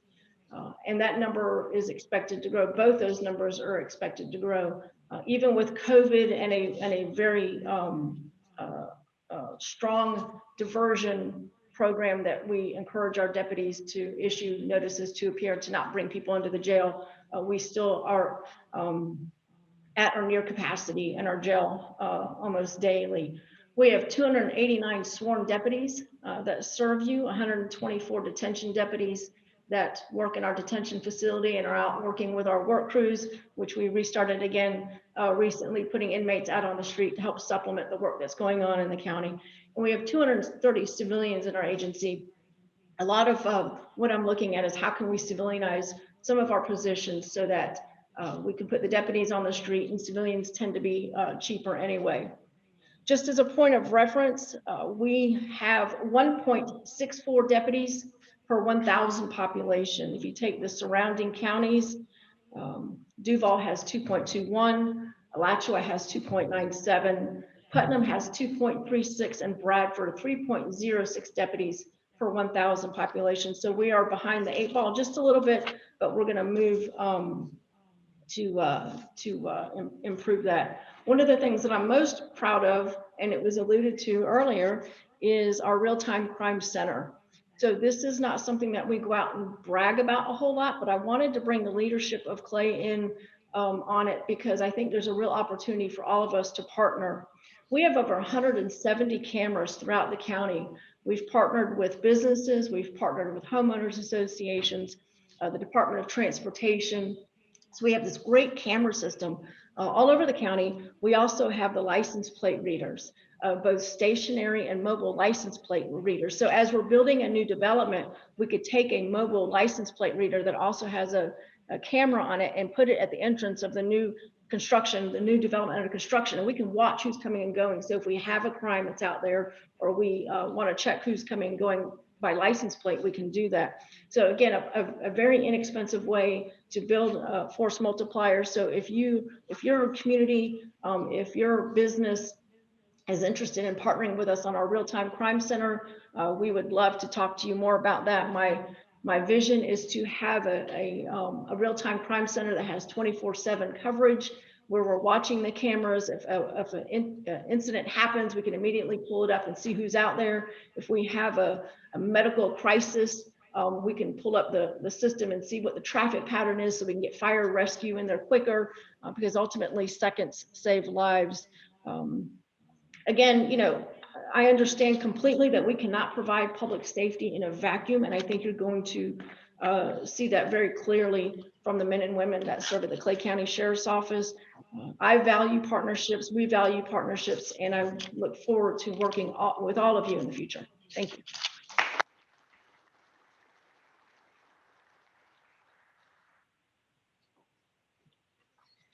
Okay, fantastic. Whether it's on a napkin or a notepad or PowerPoint, absolutely fantastic to get the word out. Now, it's my pleasure to introduce, and I kind of joke often about the three horsemen. The first horseman's coming up here as Josh Cockrell, the Executive Director for the Clay County Development Authority. Please join me in welcoming. Thank you all for giving me the opportunity to present to you this morning. I've had the honor and privilege of serving as of the CCDA's executive director for the past 6 years or so, and it's been an interesting times the past 6 years coming out of the economic, as we've recovered from the economy back during the recession, and of course now through this pandemic. But some of you know of CCDA, they know what we do. Many of you may not, and I often get the question, what does CCDA even do? So I'm going to tell you a little bit about that, what we have done, what we're headed next, as well as, of course, some of you have served on the board in the past many years ago through our partnerships and relationships. We were once connected with the Chamber and the EDC and where we are today. So a little bit about CCDA. We were started in 1957. We have a 10-member board. Our board members serve 2 4-year terms, all appointed by the governor. Our mission is to support, promote, facilitate economic development in Clay County while serving as the lead public development finance agency. We really pride ourselves on our partnerships and relationships that we have with our communities and agencies, especially the Chamber of Commerce and the Clay EDC. So we try to work in tangent, and as Howard mentioned, one of the 3 horsemen, he likes to call himself the 4th horseman, which is great, and we work together. And we talk regularly. I know the EDC and the Chamber, we meet at least once a month or so. We meet regularly with Howard and Cerise and the staff to go over projects and what we can do as a collaborative effort to promote economic development. Some things about us, we are the lead institution to issue industrial revenue bonds, which are small issue private activity bonds that are tax exempt to help nonprofit organizations. Some of the past projects you may recognize and may not be aware that we were involved in was the Haven Hospice facility on Blanding. We've done some expansion efforts out at Penny Farms and their nursing bed facility, as well as working with St. John's Country Day School and their expansions using industrial revenue bonds. Of course, industrial revenue bonds are very attractive. They tend to be sexier, if you will, when the interest rates are a lot higher. Of course, our interest rates are very competitive. However, with interest rates being as low as they are currently and historically speaking, IRBs are not as attractive. So we're not really doing much there on that front at this time. Grants, some of the things that we do with grants, and give you an idea of the past 20 years, the CCDA has received approximately $11 million in state grants to support defense infrastructure out at Camp Blanding, and also to prevent development encroachment or incompatible development as well. The past 6 years along, which I've been at the CCDA, of that 20 million, we've received 6 million. So we've been putting forth more efforts toward grants and assist our Camp Blanding, which many of you are aware of Camp Blanding, but if you're not aware of the fact that they train over 350,000 units a year, that's pretty huge economic impact that we experience out there. From federal agencies to law enforcement and so forth throughout the country, and even some of our allies overseas. To give you some idea of the projects that we have funded through our monies are put up front, and then we get reimbursed from the state. And that's what's one of the benefits is many of our economic development agencies, Chamber, EDC, may not have the funds to leverage, or the county, but we do have quite a bit of money in our coffers that we're able to leverage to help support this critical asset. Avenue D, we help put in forth the infrastructure through our monies to develop Avenue D's commercial gate. Recently, there was a canopy constructed at Avenue D gate. We did as well as fiber optics and potable water infrastructure. We've paved over 6 miles or so of roads out at Camp Blanding over the last 6 years. We've put in place an airspace monitoring system, and I know Colonel Zanko's on the phone, and it's very interesting. I used to get a joke from the officers out there that the previously, before they got an airspace monitoring system in place, they used walkie-talkies and looked at the sky and just communicated back and forth. So mass notification system upgrades out there as well, to working with our partners, though, the North Florida Land Trust. I know Jim's here, the water management districts.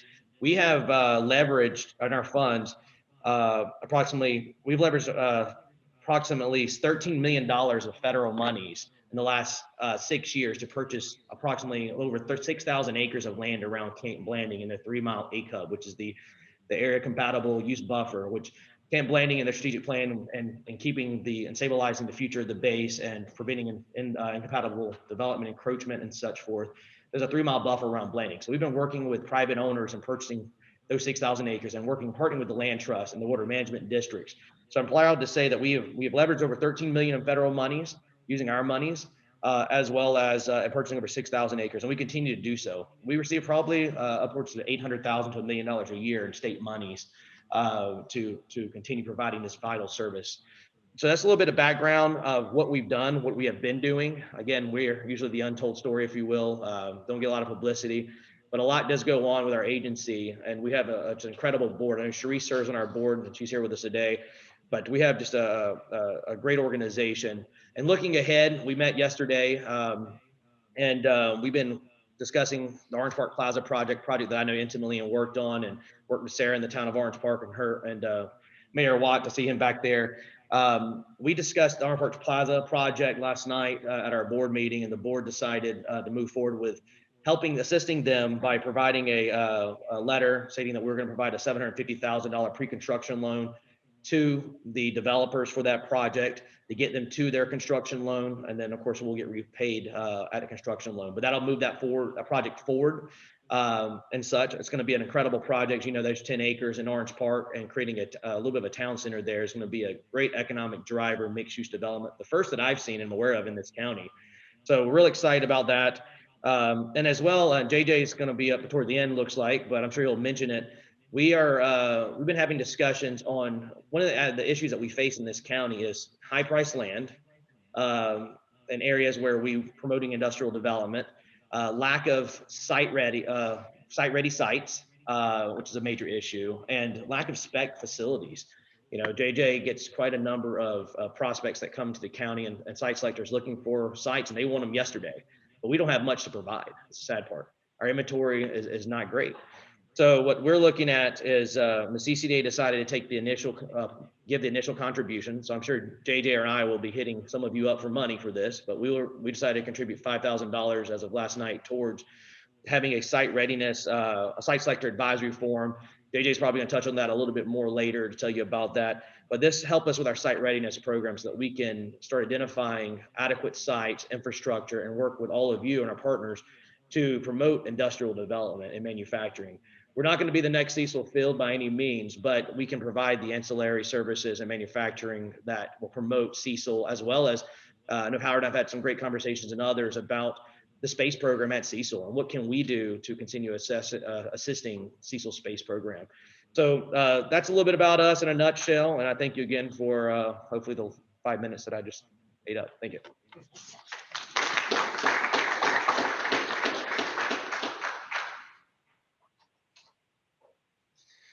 Thank you, Josh. Lots of great things happening. Now it is my honor and privilege to introduce our next speaker, Wendell Chindra. He's the president of Clay County Chamber of Commerce. Please join me in welcome.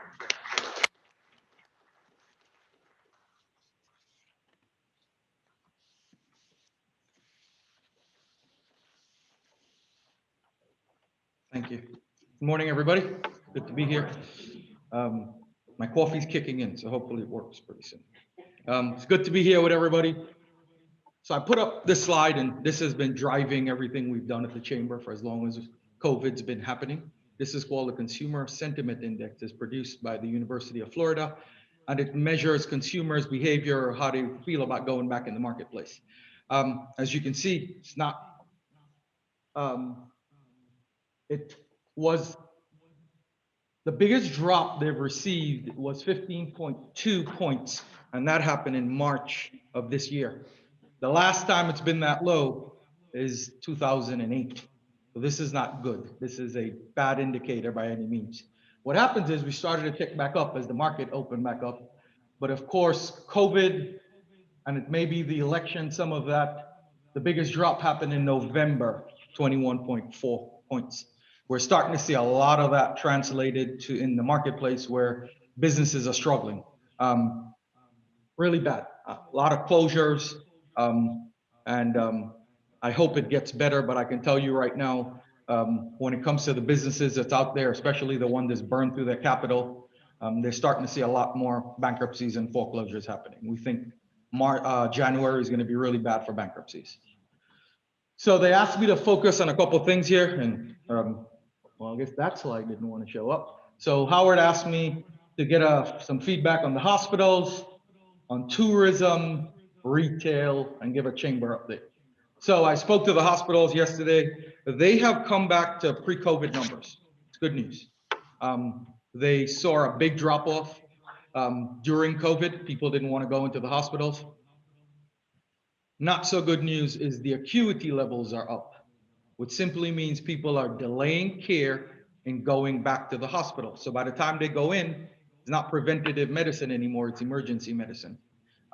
We're hoping as things pick back up, people recognize that the hospitals are not a bad place to go. It's not where you go pick up COVID, but I think there's a lot of fear factor out there with that. Workforce issues, skilled and unskilled employment. Yesterday, I spoke with one of the hospital presidents, and they said to me that they're finding it interesting that people who usually take the lower end jobs, which usually there's a high supply, may be people who are checking in people at the hospitals and driving the cars and whatever, they just can't get them right now. We don't know the reason for it, but it may be a risk reward thing. Do you want to take a job at $15 to $20 where you think you might be exposed to COVID at a higher rate at the hospitals? But we don't know, and we're looking at that. Still, the hospitals are still very optimistic about Clay County. Right now in Clay County, there's about 434 beds that's open up in a county that supplies 216,000 residents. So they're going to continue to grow. Every single one of them have a building project, and they're all going to put it back online. Retail. Traffic has been down between 30 to 50% at our retail shops.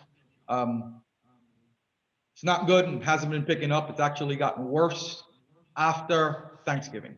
What we're seeing is sales is down 20 to 30% from what we have, the data we have received. And again, significant workforce reductions, and some of that may have to do with the unemployment, right? They've been getting some decent unemployment checks. Bankruptcies and closures are increasing, and we think January it's going to be much more. And speaking with Randy, who's here today, he said to me, you know, most people try to see a spike in their sales during the Christmas season and the Thanksgiving season, and that money's to be able to get them through the first quarter of 2021, which is usually a slow period. Well, the sales after Black Friday has dropped off considerably, so they will not have that capital to help them survive the slow quarter of 2021. So we're probably going to see an uptick there. Tourism. I spoke with Kimberly, who's in the back there, and a couple of my hotel folk, and they have seen a decline significantly, probably 30%. Some places a little bit better, some places a little bit worse. The restaurants are recovering slowly. That's because they're innovating, right? If they do curbside and online and things like that, that's working. Some people have even gone and put tables outside and trying to do the outside stuff. But again, it's very difficult for them. A lot of uncertainty in the marketplace with the increases in minimum wage. We're hoping they're trying to plan as best as they can. Increasing prices, they recognize, is not a solution because then it becomes very difficult. Some of the conversations is out there is drop the tips and go to service charge. If they go to service charge, then that may allow them, I think the first increase, if you're someone who's working on tips, the first increase to the employer is a 9% increase because you got to bring that salary up to at least to $10, and you weren't paying those people $7 anyway because they were tip employees. So that's a pretty big increase right off the bat. Workforce issues again, and again, some of that has to do with kitchen staff. They're just not getting the people to work in the kitchen. They're getting the servers, but they're not getting the people who work in the restaurant. The chamber, what we've been recognizing in the marketplace, capital is fleeting. Banks are squeezing their money. They're not lending their own money now. They were lending money when there was COVID money, CARES Act money, but that's not happening right now. Shrinking reserves, they've tapped into their reserves, so they don't have the same amount of capital. We're probably going to see a slowdown in expansion and doing different things. This is kind of weird with the labor force. Again, and again, the president of the university talked about it. It's tight and there's high unemployment. There's not enough workers. Again, that's kind of an anomaly, and we're hoping to get more and more data on that. But again, creative destruction. You're seeing a lot of new businesses coming into the marketplace and a lot of the traditional ones going out. People who are selling face masks and sanitizing, cleaning equipment, things like that, and cleaning services. Those people are doing very well. And there's just a lot of people sitting on the fence, right? They're waiting it out. They're going to spend their money once they figure out what the next move is. The chamber. Right now, we're in the middle of a program called Commit to Clay, which we partnered with the county. We have, and in the process of distributing $250,000 directly to businesses. We're cutting them $250 checks. As of yesterday, we certified 940 businesses throughout the county, from Keystone, come all the way back up to Orange Park. I have 3 people working full-time in the county, and we're supposed to get the other 60 before Christmas, I hope. That's number one. Number 2, we have aligned ourselves with the Florida Chamber, what's called a 2030 Vision Plan. That means we're going to kind of follow their lead, kind of move along, target some things where they're going to provide some resources. 2 things we're going to run with in 2021, according to the board. Number 1, we're rolling out what is called the Florida Institute of Political Leadership. It is a 3-day, no-cost training program for the next round of civic-minded people who want to get engaged in maybe running for elected office. Why we're going to do this? They say the election cycle in 2024, 60% of those seats are going to become vacated, and we want to make sure we have people who are trained to take those positions. That's what we're going to do. On the foundation side of things, the chamber has a foundation. We're going to roll out something called the Prosperity Initiative, where we're going to focus on we're going to focus on childhood poverty using 3rd grade reading scores as an indicator of the areas we want to locate our resources in. And finally, I found out from Sharice yesterday, the county did receive funding to buy the health department buildings, which is good news, but it means I have to move. By moving, my board has considered building an incubator in our new space. So as we move, we'll take more square footage, and we will consider starting a business incubator there. So exciting times, and hopefully we can make all of this happen. Thank you.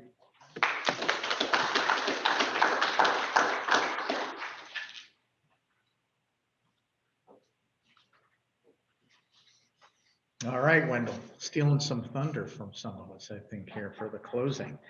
Last but not least, and boy, I can tell you, if you just do 5 minutes for 15 speakers, we're just about on time, ladies and gentlemen, and to wrap up by 11:30.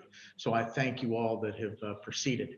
It is my pleasure to introduce J.J. Harris, the president of the Clay County Economic Development Corporation. Please join me in welcoming.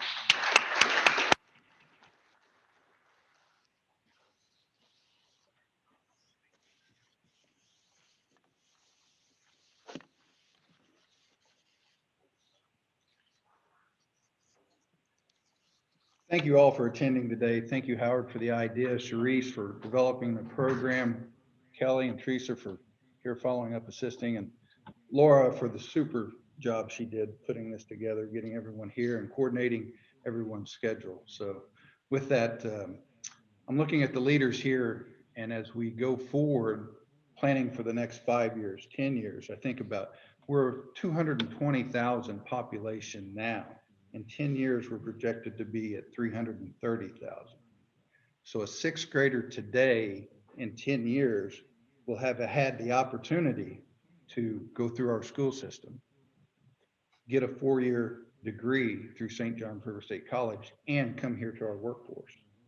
It's amazing to think about that what we're doing today is enabling that sixth grader to live, work, and play in the community that you design. So that's very important. So will you control the slides? Okay. So the overall agenda is we're going to talk about a site readiness program, what are certified shovel-ready sites, the program Site Selectors Guild Advisory Forum that Josh mentioned, what the Economic Development Board has projected for the revised incentive policy, and then our goal of a 5-year economic development strategic plan, all encompassing. What is the EDC mission?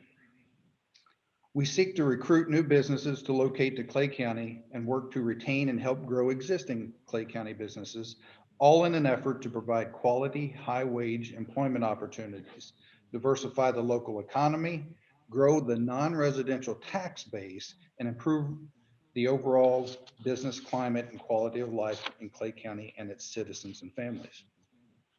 I've been here approximately 2 years, but I have a 20-year history in economic development.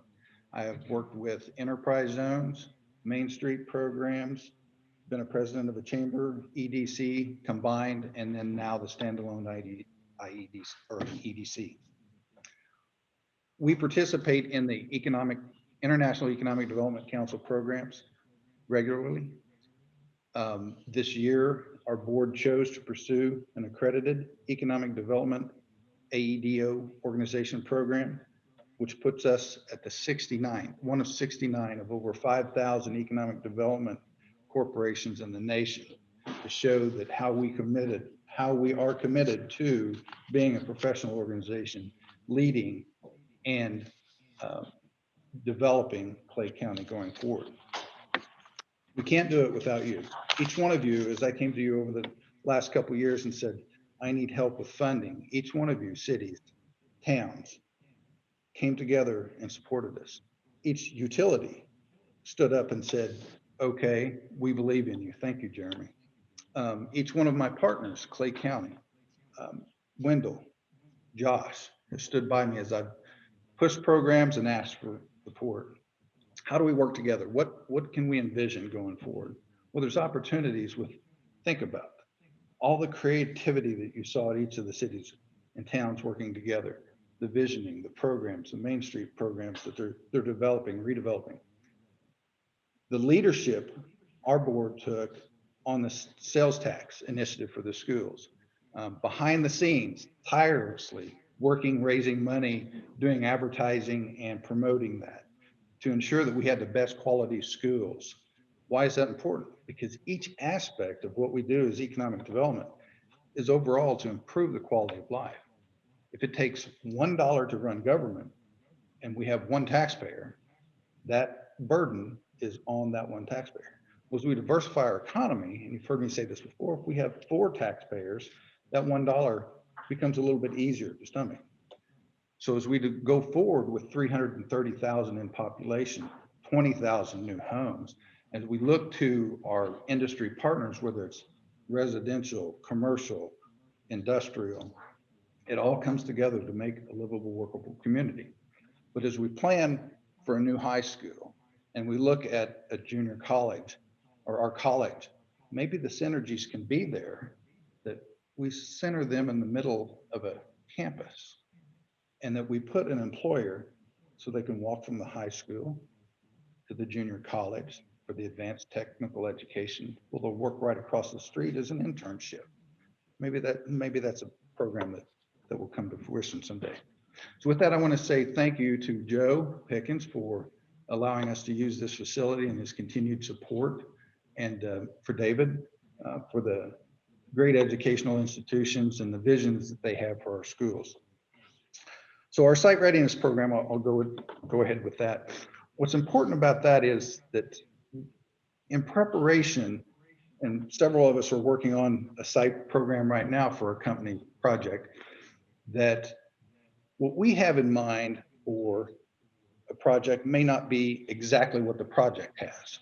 So when they come in town with a site search, we ask them for their specifics. So they provide the specific.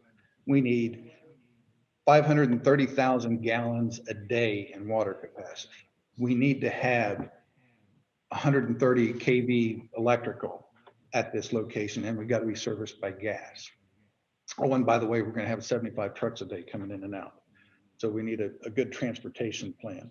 So all the things that come together, water, sewer, electric, lights, road, zoning, how do you not back up a busy intersection like that with truck traffic when you're right by a school? So it takes planning and some code changes sometimes where we're not prepared to meet what industry requires today. If it's an advanced logistics manufacturing, we're thinking maybe a 30-foot ceiling, but in reality, they need 40-foot clear span height inside. And if there's silos outside for the raw materials that come into the plant are 60 to 65 feet, and our code only allows 50, we have to go and work through a process and see how quick that process becomes. And I'll back up to working with Orange Park. Josh and I in the city, year and a half, 2 years ago, started working with a developer on a mixed use development. And the city has gone above and beyond to meet every expectation of this developer and resize the project and to meet the citizens' needs. And it's a $43 to $60 million project, about 60,000 square feet of office and retail space, and about 170, I think, 1 to 3 bedroom apartments. Pretty significant investment for a small community. But the returns will be a nice showcase property that fits into their development plan. And that's where we come up from. So we're not going to cite a 450,000 square foot building with a lot of truck traffic on a main street that is designed for a streetscape or residential. We're going to look to areas that are compatible with industry and the needs of the community. And we're going to tailor that infrastructure to go there. We can cite all kinds of facilities out in the county, but it doesn't make sense to put them out in the middle of a pine forest where there's no utilities. So we have to work, and this is what my board is created for and is primed for, and subject matter experts in, is let's look at land use planning. Let's look at our infrastructure capabilities.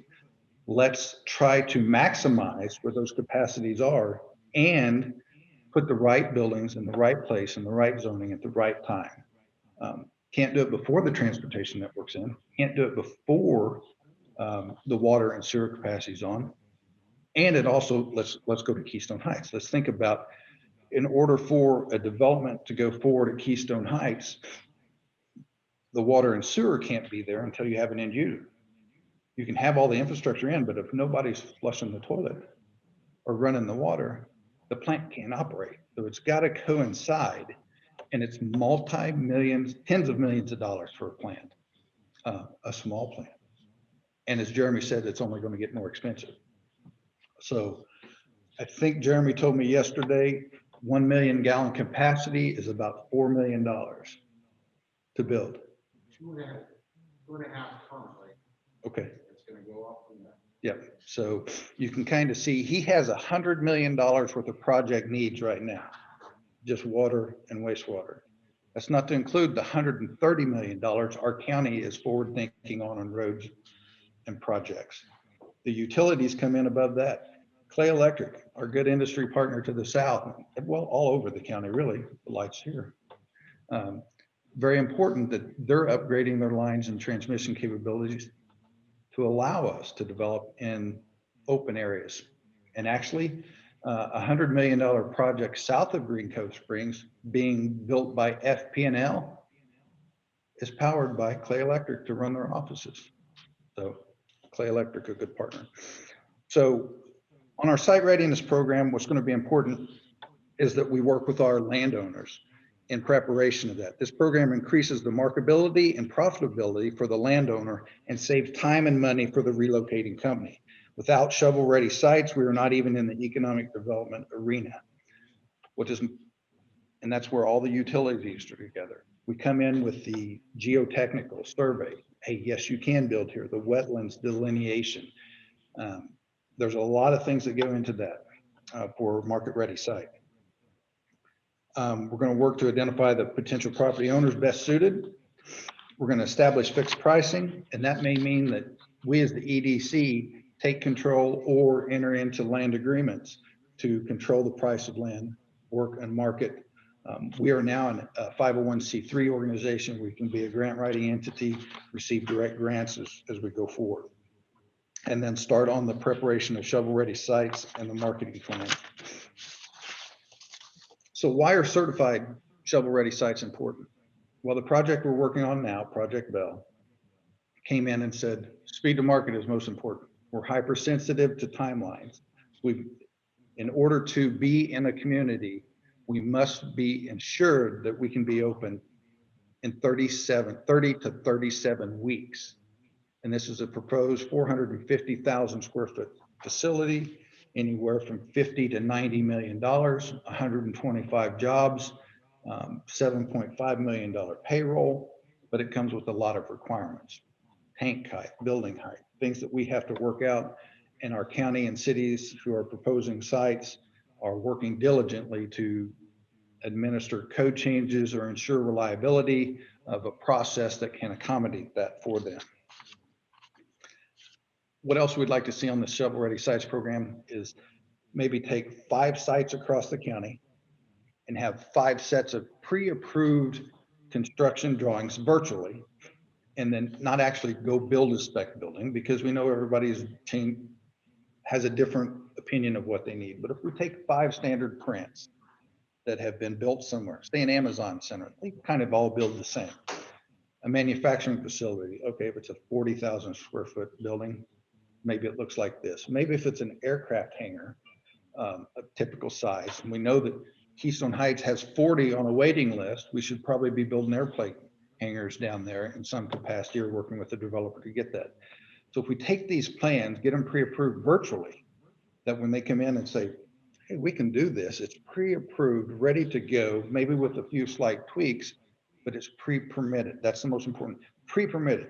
You come in today, you pick that plan, it's been through planning and zoning, whether it's city or town or county, and say, yes, we can build that. And then they could, in theory, start moving dirt tomorrow. Next, the site selector guild. So there are multiple site selector organizations, just like the economic development organizations. But the Site Selectors Guild, Economix, Area Development are all part of programs. But the Site Selectors Guild has what is a forum, and it's, you basically pay them to come to your community, and they'll assess what you have, make recommendations from a site selector's perspective. We'd like to tie this in with programs like we've done in the past, like bringing Rick Baker here to talk about how we can move forward as a community. And then evaluate and make recommendations for us on what looks best from their perspective. We can offer up all kinds of plans from a retail, real estate side, but this is a program that we want to take. It would take place over 3 to 5 days, and we're continuing to work on that.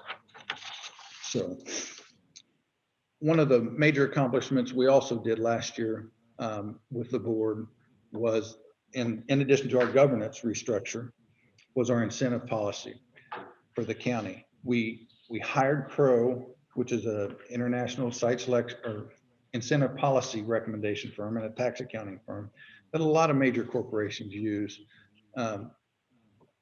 when they look at incentives and investment policy. Where's the greatest return on that?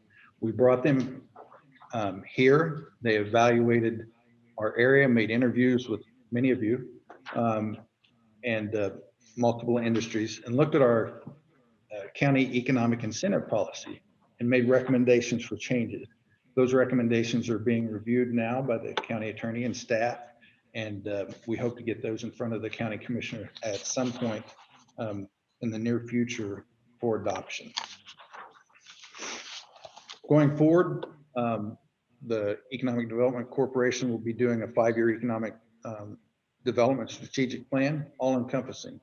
Each one of the entities in this room and online will be represented: city, county, town, utilities, airport authority, to name just a few. Of course, the Chamber of Commerce and CCDA on a strategy for the next 5 years that we are all focused on. We do have a 5-year strategic plan now, and it's at its end. What industries are going to be most prevalent? What areas of education opportunities are we going to be focused on? How can we most help our retail industry that is struggling through this? And if you look, Randy Bowman here was the mall, Orange Park Mall. He's a mayor, has approximately 180 businesses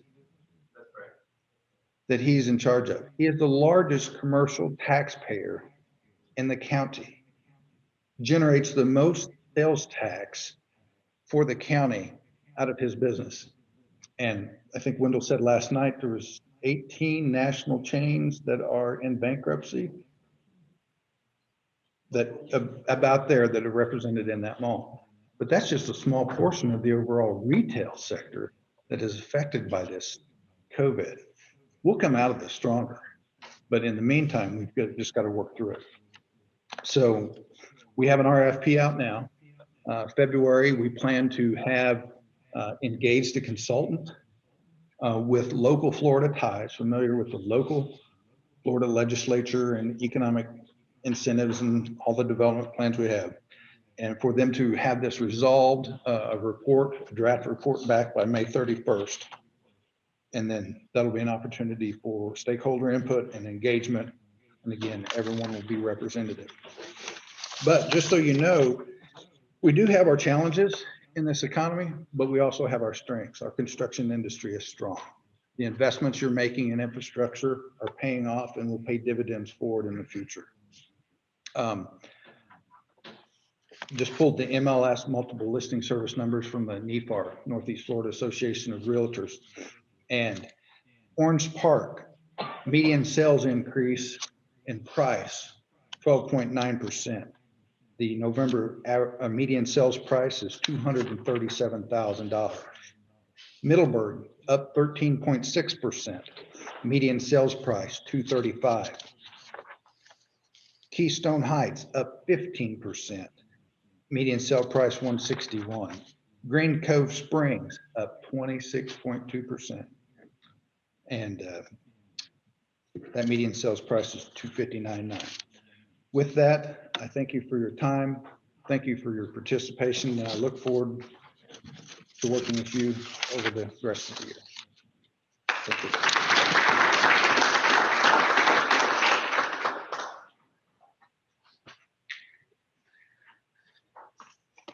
All right, I'm just going to take a few minutes to kind of wrap things up, and then we'll kind of take some inputs and possibly questions from the audience and from those on Zoom.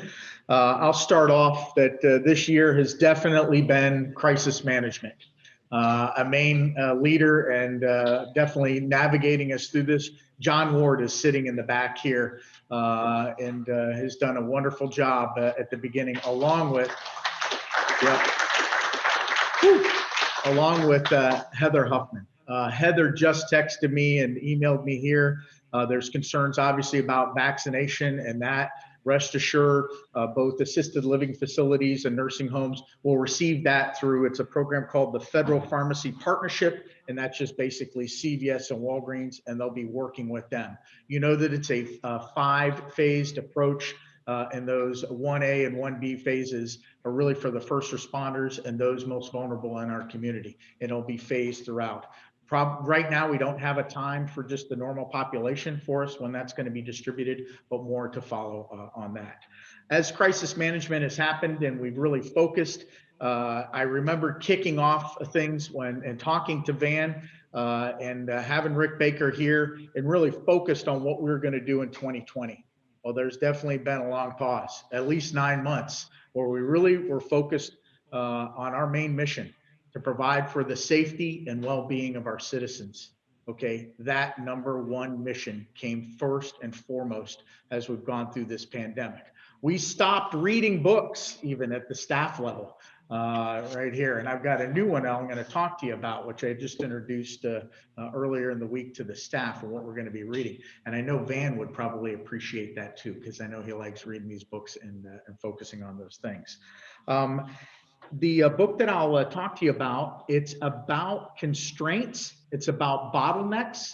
And the gentleman who wrote the book was Elijah Goldratt. It's called The Goal. Okay, The Goal. I don't know if you guys have heard. It looks like Jeremy's heard it, and it's a story. It's a science and education novel that takes you through the main character of Alex Rogo, who is a manufacturing plant manager and has a lot of problems, issues, constraints, and challenges. At the end, you get through it and you are able to navigate through like we do daily in our organizations and to get through challenging times. As we look, you've heard from the three horsemen and especially from the chamber, we definitely have some more challenging times ahead when it comes to the economy. We shall see. But what we can do is focus on our strengths and what we are good at. Okay. When I look at our mission, like I talked about, and our vision, where tradition meets innovation to foster, prosperity. Okay, that's what 2021 should be about. Okay, where we look to capitalize on things. The CARES Act funding that we received as a county, just over $38 million, in the three pillars that we quickly came up with a plan to distribute those monies, both on the public health sector, the governmental sector, and most importantly, our individual businesses and nonprofits. Every dollar of that $38 million has been encumbered. We are pretty much the only county out of 67 that has been able to do that strategically. Thank you to John, Troy, Heather, and the CARES Act team for doing that. And most importantly, the board in giving us their support and backing to allow us to do that. Okay, transportation, roads, infrastructure. You heard it from Sharice. The charts are here. This is the first time we've ever had a graphic that has every road project that's out there, county, state, bonded, funded, impact fee funded, is up there. Please use this as a resource, okay? Use it as a timeline, and most importantly, use it as a grading sheet for us and the staff, okay? Next, some of the things that we are working on at the county. The CARES Act funding was definitely a brainstorming session to focus on these different areas. The number one, which was just talked about by Wendell, and yes, we're kicking them out, because we don't want to be landlords for tenants, okay, is for our public health department in the two buildings that will support us. Heather will be able to bring everything under one roof, okay, and to be able to provide for in the gamut of services on the public health sector, which includes inoculation and one of the manys. When you look at that, it would have cost triple the dollar amount. The final dollar amount that we're looking at is $6.2 million to execute that, but we also get an additional building. And that building goes hand in hand with what the sheriff was talking about on this real-time crime center and combining our 911 communications under one roof in one house. We are moving forward towards that as we grow. The other projects that you can take a look at from the county standpoint, we have a gun range that we've been working on. I'm sure some of you have heard about that. The sheriff is happy. What does it support? Once again, public safety. Training for her deputies is extremely important. And they've been under hard times going to Lottie and other ranges to get that required training done. We're going to do it by the end of 2021 for her. Okay, that's most important. And on the off times, we'll have opportunity for our public to go shoot, and on a phase 2 portion of it, have a public portion of that gun range also, which will what? Promote the economy, okay? Promote competition that's out there. Next thing is regional park. We received a $3 million grant, okay, with a $3 million matching. You will start to see this come together quickly here in 2021. You ask, why a regional park? We have a lot of parks. This park would attract teams, organizations that are out there that need fields to play. You guys can do the math and you guys can do the connections. They need restaurants, they need hotels. That movement of money throughout the county helps our economy in a diversification of revenue streams. okay, and tries to pull us away from the focus on ad valorem and our hypersensitivity for that. And obviously our military. Next was, I wanted to talk about was the strategic plan. Okay, JJ has the strategic plan. It looks like it'll come to fruition at the end of May, correct, JJ? So I would propose to the group, if you liked this summit, I would propose that we do this biannually. Perhaps we get together in June. We were under a lot of constraints with regards to COVID. Just having the a reduced amount here, the number of speakers and presentations that we could have. I would definitely like to see this be a full day and obviously provide some lunch in between in the halfway point. What do you all think about that? Is that a good thing, bad thing?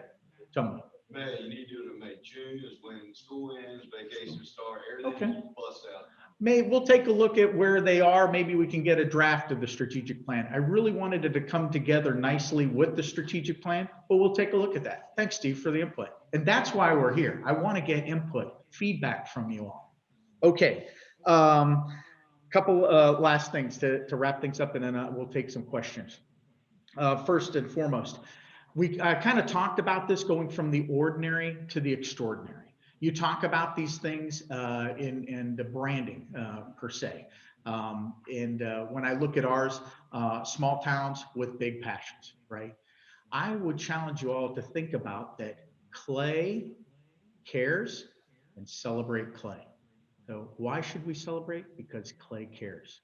So again, celebrate Clay. Why? Because we care.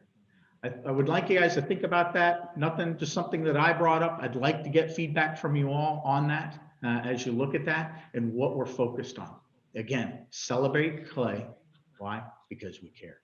Okay, and that was that kind of catchy thing that Rick Baker had there. I think we could do a lot better than that one, right? Okay. The last thing I'd like to do is thank everyone to help put this on. You have Teresa and Kelly that were there at the registration. Laura, JJ, Sharice, and most importantly, President Pickens, thank you for the use of the facility. Please join me in giving them all a round of applause. I also want to take a moment and thank the speakers. It's not easy to get up here, get some PowerPoints going and the challenges with that. Thank you, all pertinent. We're right on time, right on schedule. I'm very happy to say that. Now, I could point out a couple of things. There's quite a few people on Zoom. I do want to open that up here for a minute. And there are quite a lot of people that didn't get a chance to talk here at the podium. I would say, please let me know about if you'd like to talk on the next one. Okay, we'll coordinate that and arrange that. But again, you're more than welcome to bring any comments up. So let's start off on Zoom. If there's any comments, any questions. Fantastic. No comments or questions. Thank you, Laura. And thank you all for joining us out there. And we know you're busy and appreciate your time. How about here? Any questions, comments, anything? Steve. I would be remiss, I've been hearing all these grants, and I'm sure everyone's aware Clay Electric has an Operation Roundup. We do have grants up to $15,000. The food bank and Green Cove, I know they got a check. PAL recently got a check. So please, I think they met at a board meeting. I think they had 11 grants and 7 of them passed. We got plenty of money. PlayElectric.com, reach out to me. It's great for any nonprofit. Thank you, Steve. Lots and lots of opportunities. Listen, I want to wish you all and your families a very Merry Christmas, Happy Holidays, and Happy New Year. Thank you for your time. Enjoy.